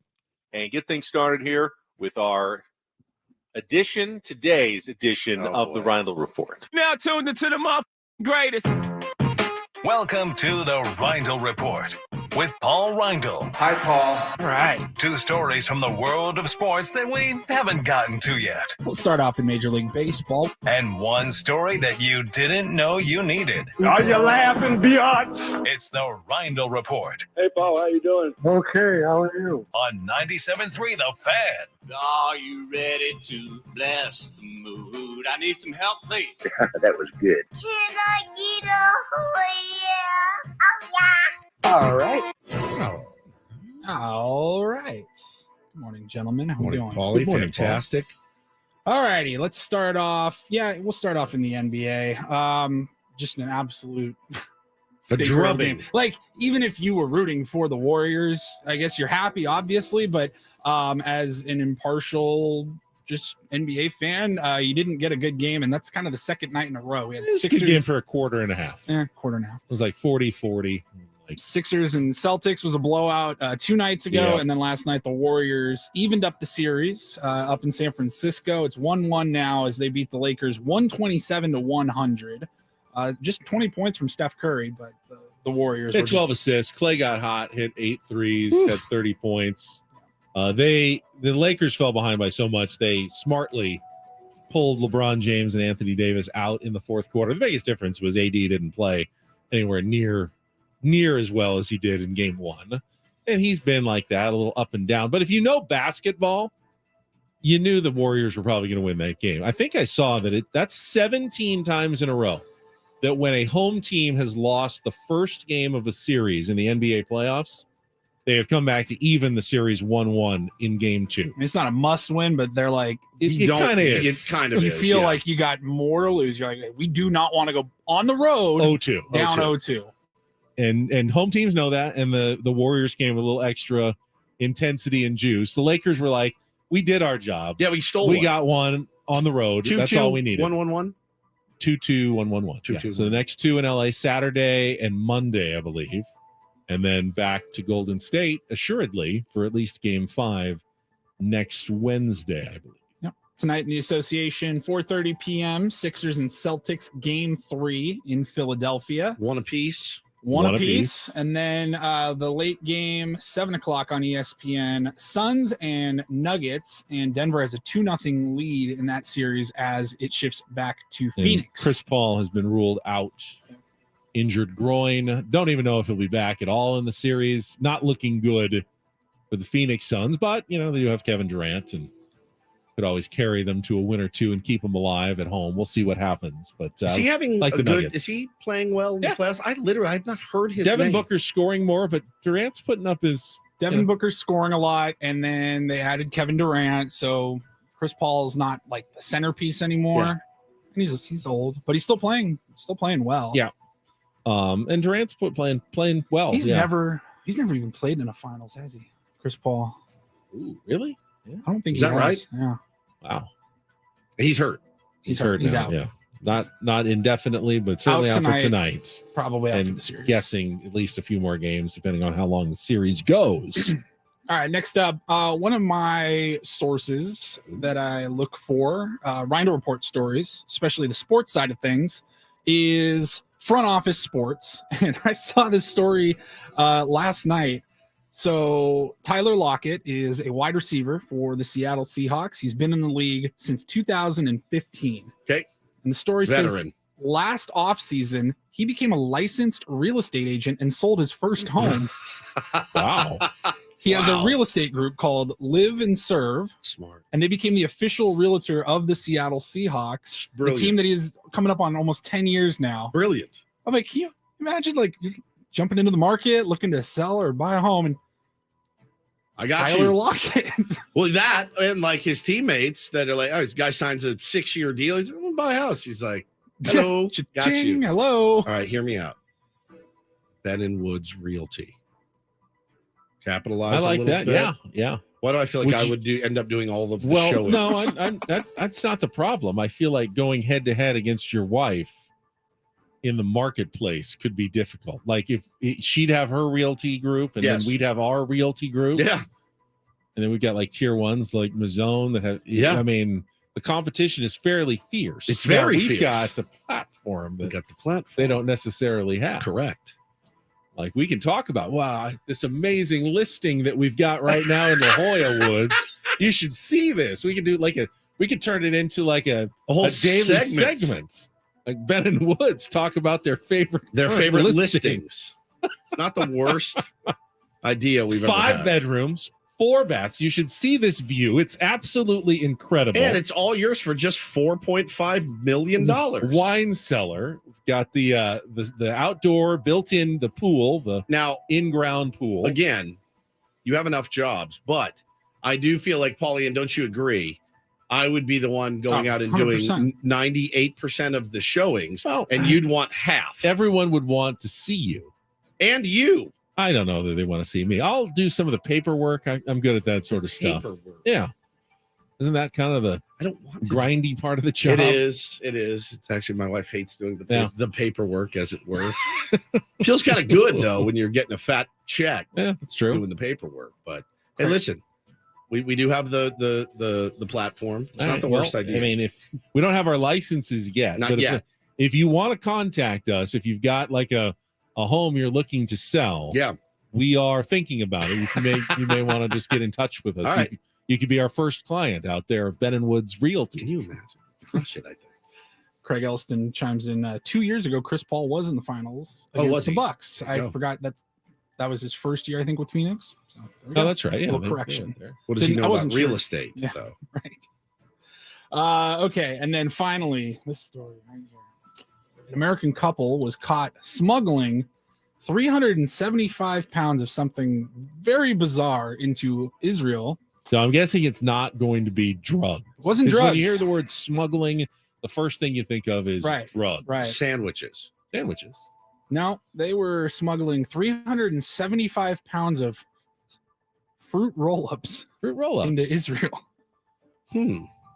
I used to have one in my lunch almost every day Yeah. in elementary school. I was a big fan. They were amazing. So They're kind of hideous now. My kids I eat don't them, like and them I anymore. am not a fan. Yeah. a couple from the United States flew to Israel last week, and they were caught trying to smuggle in 375 pounds of fruit roll-ups. And I guess it kind of stems from Is there a black market or what's going it on? always comes back to TikTok somehow.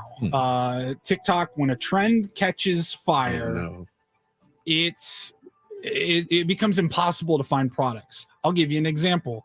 I have a 64-ounce jug of water here. Yes. I love to put in a little bit of Crystal Light powder, maybe some lemonade or pink lemonade, whatever. Just No mix it up. calories, just a It's- little flavor. It's a little flavor for your water. It makes it easier more fun to drink water all day. And that caught on TikTok. People started catching on, and now can't find any of the freaking Crystal Light Yeah. packets anywhere. You got to order them online. Anywhere. Paulie. They are so hard to find. So TikTok is obsessed with this hack where you wrap a fruit roll up around a scoop of ice cream, which sounds amazing. What? I mean, I don't know why somebody thought to do that, but fruit roll-ups, delicious. Ice cream, delicious. Why not, I guess. And because of that, it's been very hard to find fruit roll-ups. And pretty much every store in Israel is sold out. Oh. I don't get this. You need a spoon to eat ice cream, or is it? I think you wrap it like a cannoli, like a little burrito, fruit roll up ice cream burrito. Oh, okay, so you're not using a spoon because you can't get a spoon through a fruit roll up. That's not working. No. You're wrapping the fruit roll up and around eating it like an ice cream sandwich, almost. like a flauta. That is a little roll. Yeah, I get it. That is a trend I would be willing to try. So now in Israel, like if you can even find fruit roll-ups, they're going for $5 each. And I don't mean $5 a box. I mean $5 per fruit roll-up. And I mean here, specifically in Israel? That's I guess where it's been sold out. So that's why this couple was trying. So they're entrepreneurs, basically. They're I suppose taking them over there to sell them on the black market fruit roll-up. I remember when I was a kid, Russia, they would buy jeans for top dollar. And I remember reading a story about that. So people would like Levi's, yes, smuggle them into like Russia. $400 for a pair of $69 jeans. I just call that good business. That's just good business. I mean customs agents were like, what the F is going on? Don't worry about it. I like snacks. Is it illegal to bring fruit roll-ups into a country? Apparently. I mean, you have to smuggle them? I don't, because I feel like on a flight you can have take some a snacks box with you. It says here there was a video going around of multiple suitcases filled to the brim with nothing but fruit roll-ups. The guy even said, "Oh yeah, I didn't pack any clothes. I'm just wearing what I brought. Save more room for fruit roll-ups." And this is not the first time it's happened. I said this was 375 pounds of fruit roll-ups. And from what I'm reading here, Israel says they have seized more than 660 pounds of fruit roll-ups over the last few weeks. Yeah, you're bringing fruit roll-ups to an underserved market and you're jacking up the price. That's not cool necessarily. Well, no, the more you bring, the lower the price should be. Yeah, that's actually good for the country. Right, but they're not doing that. Well, I've got an idea. After we open our realty business, how about a fruit roll-up business as well? Why would we do that? We have plenty here. Oh, we don't have a shortage here? No, not here. Has anyone tried the ice cream bit here? You could open a brick and mortar fruit roll-up stand in Israel, in Tel Aviv maybe, and crush it. Well, I still do the show? No. It won't be a morning show. I'll be on the air around 7-8 p.m. in Tel Aviv. Ben's fruit roll-ups. Morning, everyone. Apparently we are open for biz. Apparently, there's another trend going around with fruit roll-ups that I cannot say on the air. Huh. I can't even imagine, and I don't really want to. Do you? I'll tell you during the break. Do you use it? I'll tell you during the break. All right, give me a hint. No, we'll just let's pass. Pass. I don't even. Are you inserting it somewhere? No. Putting it on something though. Like around? Mm-hmm. Oh. That's weird. Obviously. Like in a pinch, I could see it. No. The Odyssey app lets you jump back to the moments you missed on 97.3 The Fan. Like this moments one. like that. All you have to do is click to listen on demand. Oh, yeah. Somebody else says, that's not the best fruit roll-up pack. TikTok has one about something else. Yeah. All right. Download the free Odyssey app so you don't miss moments like this.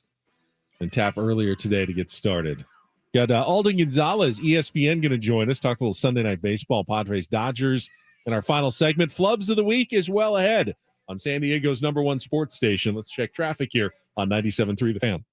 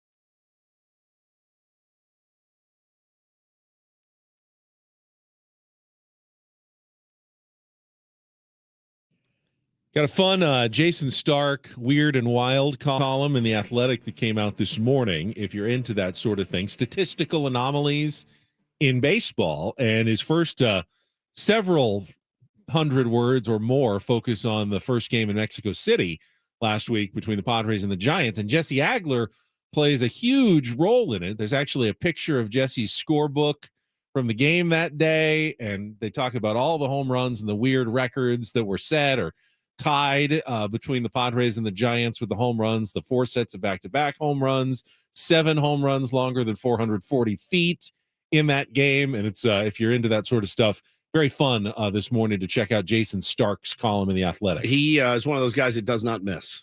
Jason Stark. If you get any chance to read his column, it's always filled with great info. Always. Did you see the the Cardinals continue to struggle. Oh my God. They have lost 6 in a row now. They have the worst record in the NL at 10-22. Our friend in The Athletic, Katie Woo, is just in the chamber. Yeah, right can't really pull any punches. Just team is bad right now. We talked to a little bit about it yesterday, and he wasn't all that shocked. He said he doesn't like their philosophy. He says they have a pitch to contact philosophy. Yeah, that is just not it's not the way to go in Major League Baseball anymore. I read something about one of their directors or player development. A guy came out and tweeted this, and I don't know if you guys read the tweet yesterday, but he said, yeah, he was a former pitcher. He goes, when I was in the Cardinals organization, they're like, don't strike guys out. Like, just throw it down the middle of the plate, try to let guys hit it. And if you look at the ERAs of their team, holy smokes, man, they're all in the 5s and the 6s, and they're just not, they don't have a good, talk about approach and philosophy. They don't have a good one in their organization. And it's weird. But I guess it's worked for them in the past, Ben, when they had a stellar defense behind them, or I don't really know the reason. But yeah, it's certainly not working for them right now. No, I mean, part of it's also that, they've been missing some guys. Adam Wainwright has been out, and he's obviously not the same pitcher that he was before as well. So, but yeah, you wonder if they're even going to turn it around. One other baseball note, the Minnesota Twins been playing the White Sox lately, and one of the White Sox relievers, Keenan Middleton, struck out Carlos Correa in a big spot and got really excited about it. Said afterwards that, basically said, I felt really good about it, because I mean, he's a cheater, and I struck him out.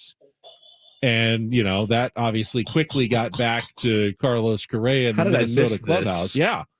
And I thought Carlos Correa handled it really, really well. He pretty much brushed it off, and he goes, I've heard worse. Oh, all right. He didn't make a big deal out of it. He didn't dance through it like Tatis. I love it. You can look defensive if you try to say, well, I mean, he doesn't understand what was going on. Right. We all know what happened with the Houston Astros. You can't really deny it at this point. I don't know that Carlos Correa has to wear it forever, though, that it's necessarily okay for no-name White Sox relievers to be calling him out as a cheater. I mean, have you ever heard of Keenan Middleton? I have not. Before, actually. I had not either, and I don't know that he's the guy who, should be making statements like that to Carlos Correa. Oh, we saw it from the kid, Tatis lit up. We saw that. It's going to happen. It's going to happen. But I like Tatis, who has handled everything so far with incredible, just kind of grace and good humor and just being who he is.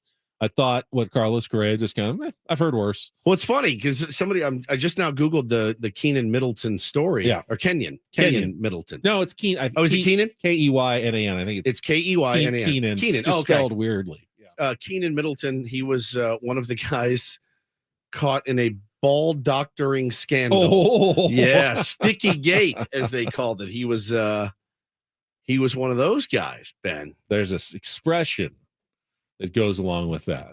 Glass houses. What is it again? People who live in glass houses shouldn't throw stones, especially with sticky stuff on your fingers. Right. And every team has their own glass house in a certain way. It gets exhausting. It really does. Name me a team. I'll find you somebody that bent the rules. Yeah, it just at some point. At this point, it is just exhausting. All right. We got national television coverage of the Padres this week at ESPN Sunday Night Baseball. Alden Gonzalez from ESPN is going to help us talk about that when we come back in our final segment next year on Ben and Woods on 97.3 The Fan.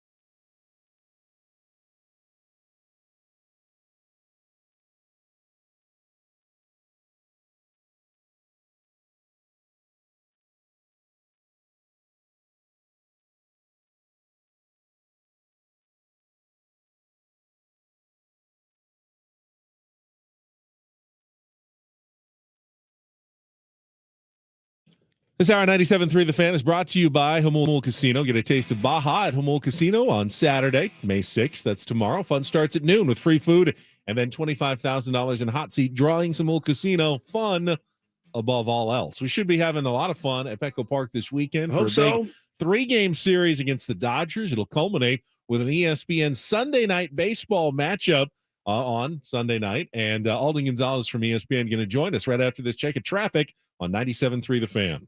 From the premier Buick GMC of Carlsbad Traffic Center, part of the Premier Auto family, here's Kelly Denick.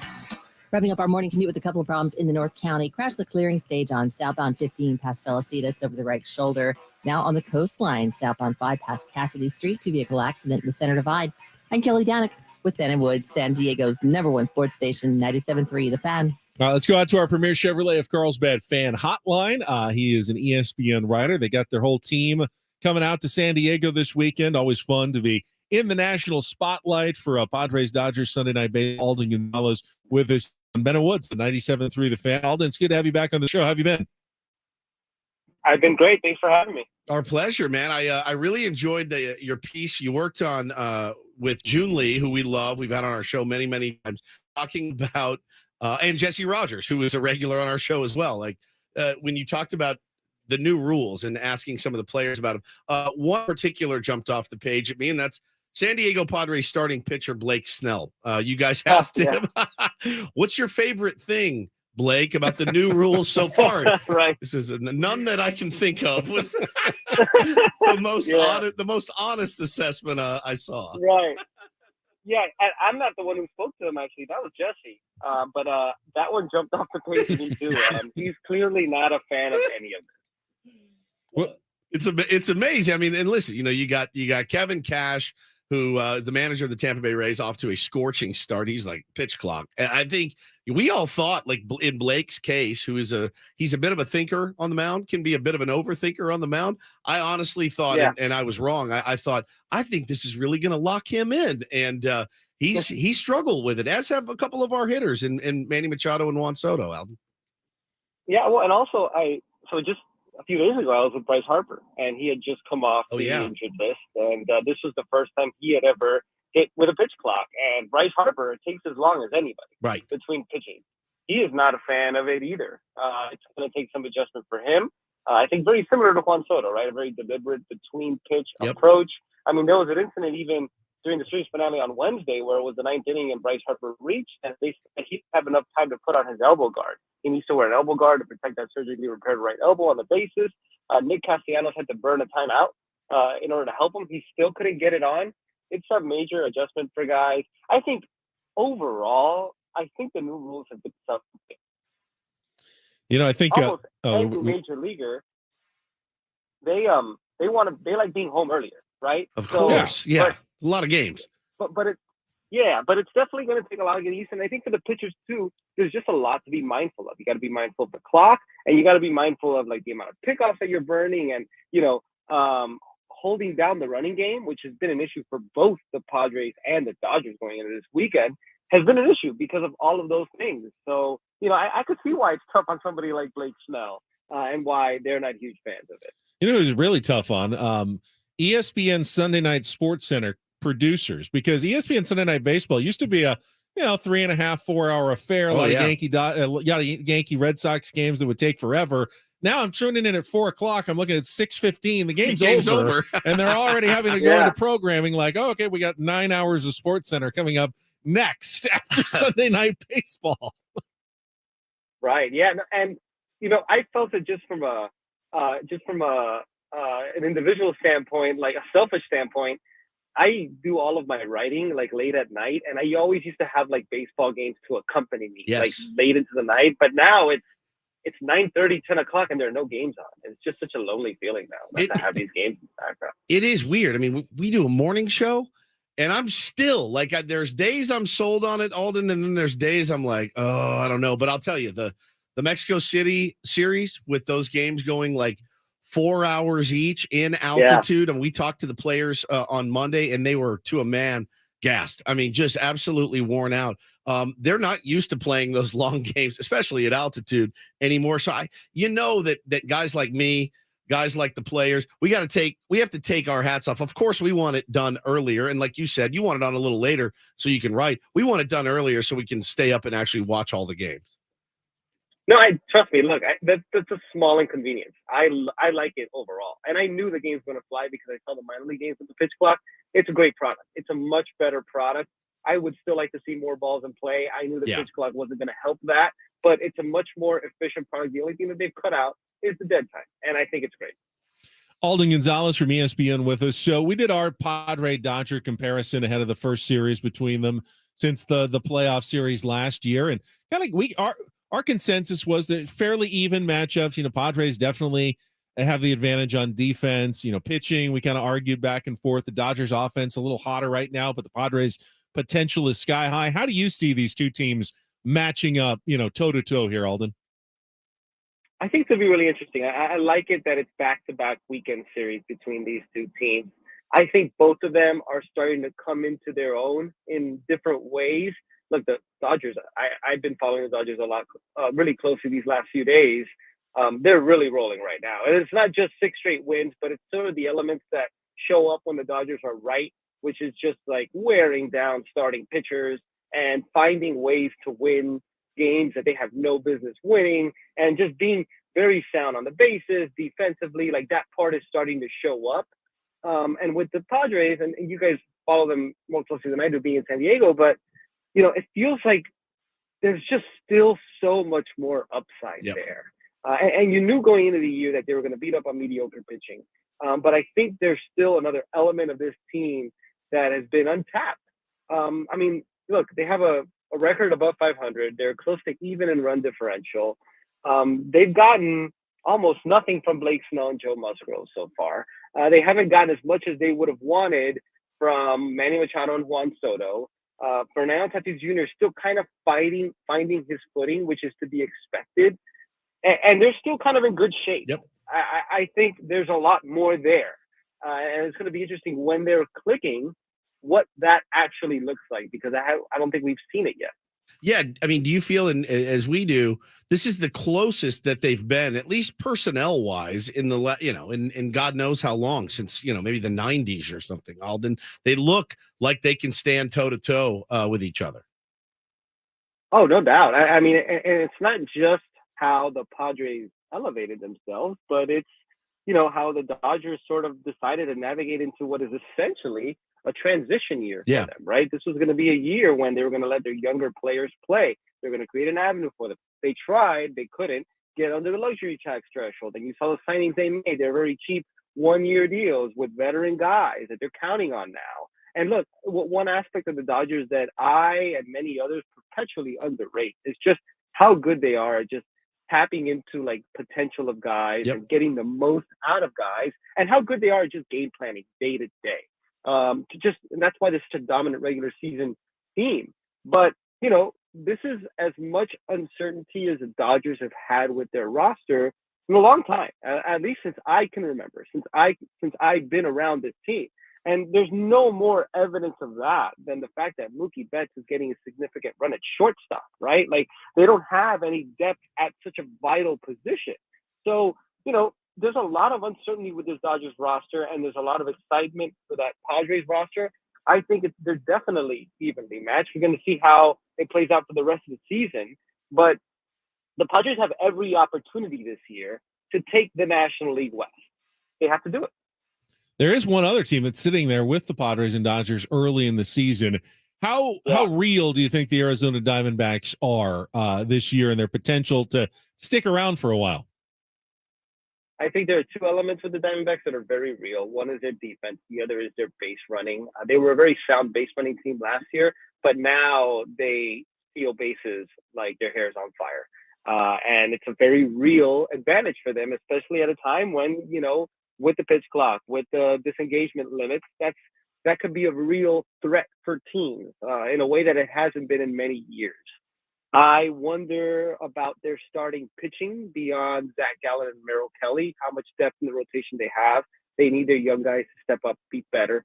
And their bullpen needs to be a lot better. It should be a lot better, but we'll see. Like, bullpens are a very volatile area that is almost impossible to predict. they're an exciting team. They're a dynamic offensive team. I wonder about those two areas and whether those can be shored up enough to truly challenge the Dodgers and the Padres in the long run. And so, talking to Alden Gonzalez here on Ben and Woods this morning. So you're going to be on the broadcast next weekend, right? The Sunday, is it Sunday night next weekend as well? Oh no, I'm not. I'm gonna be at the ballpark for Sunday Night Baseball this week. I will not be part of that broadcast. So Buster Olney's going to be on the field. For the broadcast. But you'll be there. Okay, go right on. I want to clarify. Beautiful. It's fun. I mean, what kind of a production is that? I mean, I'm sure you see it sometimes behind the scenes. That what goes into those Sunday night ESPN baseball broadcasts. Oh man, well I've been fortunate enough to be part of them a few times, and I'll be part of one. We have a Wednesday night baseball coming up in June with the White Sox and the Dodgers. I mean, it's as fun as I ever have at my job, as being on the field, part of the game, part of a broadcast, and bringing my reporting to it. But it's such a major production. So many guys, so many people behind the scenes working to, get guys mic'd up and to schedule different, very interesting interview opportunities and feature stories. And, it's funny, like fans are always chiming in whenever we mic up a player between innings when they're on the field. I was part of one when we did Mookie Betts, and it was a great conversation. But I think fans of those teams are always like, why are you guys doing this? This is unnecessary. He's going to drop a fly ball because he's mic'd up. And it's like, guys, come on. Like, we loved ours. We loved ours with Manny. We thought it was phenomenal. It was like a side of Manny that few nationally ever get to see. So I thought it was incredible. Yeah, and it's just, I think there are certain guys who really get it and who understand just what the not to overstate this, but I really think like just sort of like the long-term effects from baseball and growing the game, giving viewers that sort of insight into it. I mean, Bryce Harper's always been so good about it. I remember Mike Trout, when we had an Angels broadcast, talked about how he wanted to be mic'd up for that game because he thought it was important to reach younger audiences like that. Give people a perspective into the sport that they don't get. And you can't do that in any other sport. You can't do that in the NFL. You can't do that in basketball. It'd be impossible. But if you're a defensive player in baseball and you have some downtime, it is very much doable. Some guys don't like it, and I totally understand it. But thankfully, there have been a lot of guys who have been really all in on it and finding the importance of it. And I think that's wonderful. Alden Gonzalez, ESPN, appreciate your time. Thank you for joining us. Thank you, guys. All in all of our guests appearing on the Premier Chevrolet of Carlsbad fan hotline. Save money the right way with Premier Chevrolet of Carlsbad. Visit them today in the Carlsbad Auto Mall. Chevrolet, find new roads. I promise you at some point you'll be watching Sunday Night Baseball and you'll go, I miss Don and Mud. This isn't the same. These national guys don't know the team. They'll probably have weird narratives. They'll aggravate you at some point. I wonder if they'll mention Fernando Tatis Jr.'s PED suspension. I do think it's important. We get Don and Mud 158 times a year. I think it's important to sometimes see what other people say about your team. Even if it infuriates you for one night, it's a good perspective on your own team. Kind of a little reality check. As long as it's not John Smoltz, I'm absolutely fine with it. I do think the Padres will need, the way they are built, they will need to outscore the Dodgers to win on Sunday Night Baseball. I also agree with John. Just Smoltzian take. I think that's just, that's good analysis right there. I'm where you guys anybody going to the game tonight? I'm not going tonight. I'm not either. I got a Seals game. I will definitely be watching. Good luck to the Seals, by the way. Thank you, buddy. Playoffs. Do or die playoff game. I mean, this is literally what it's made of. These two teams absolutely hate each other. And there's a small part of me that's like, oh, I don't have to go pace in front of my TV tonight. I do have to pace in the penalty box at Pechanga, though, because win or your season's done. It's like you won the division.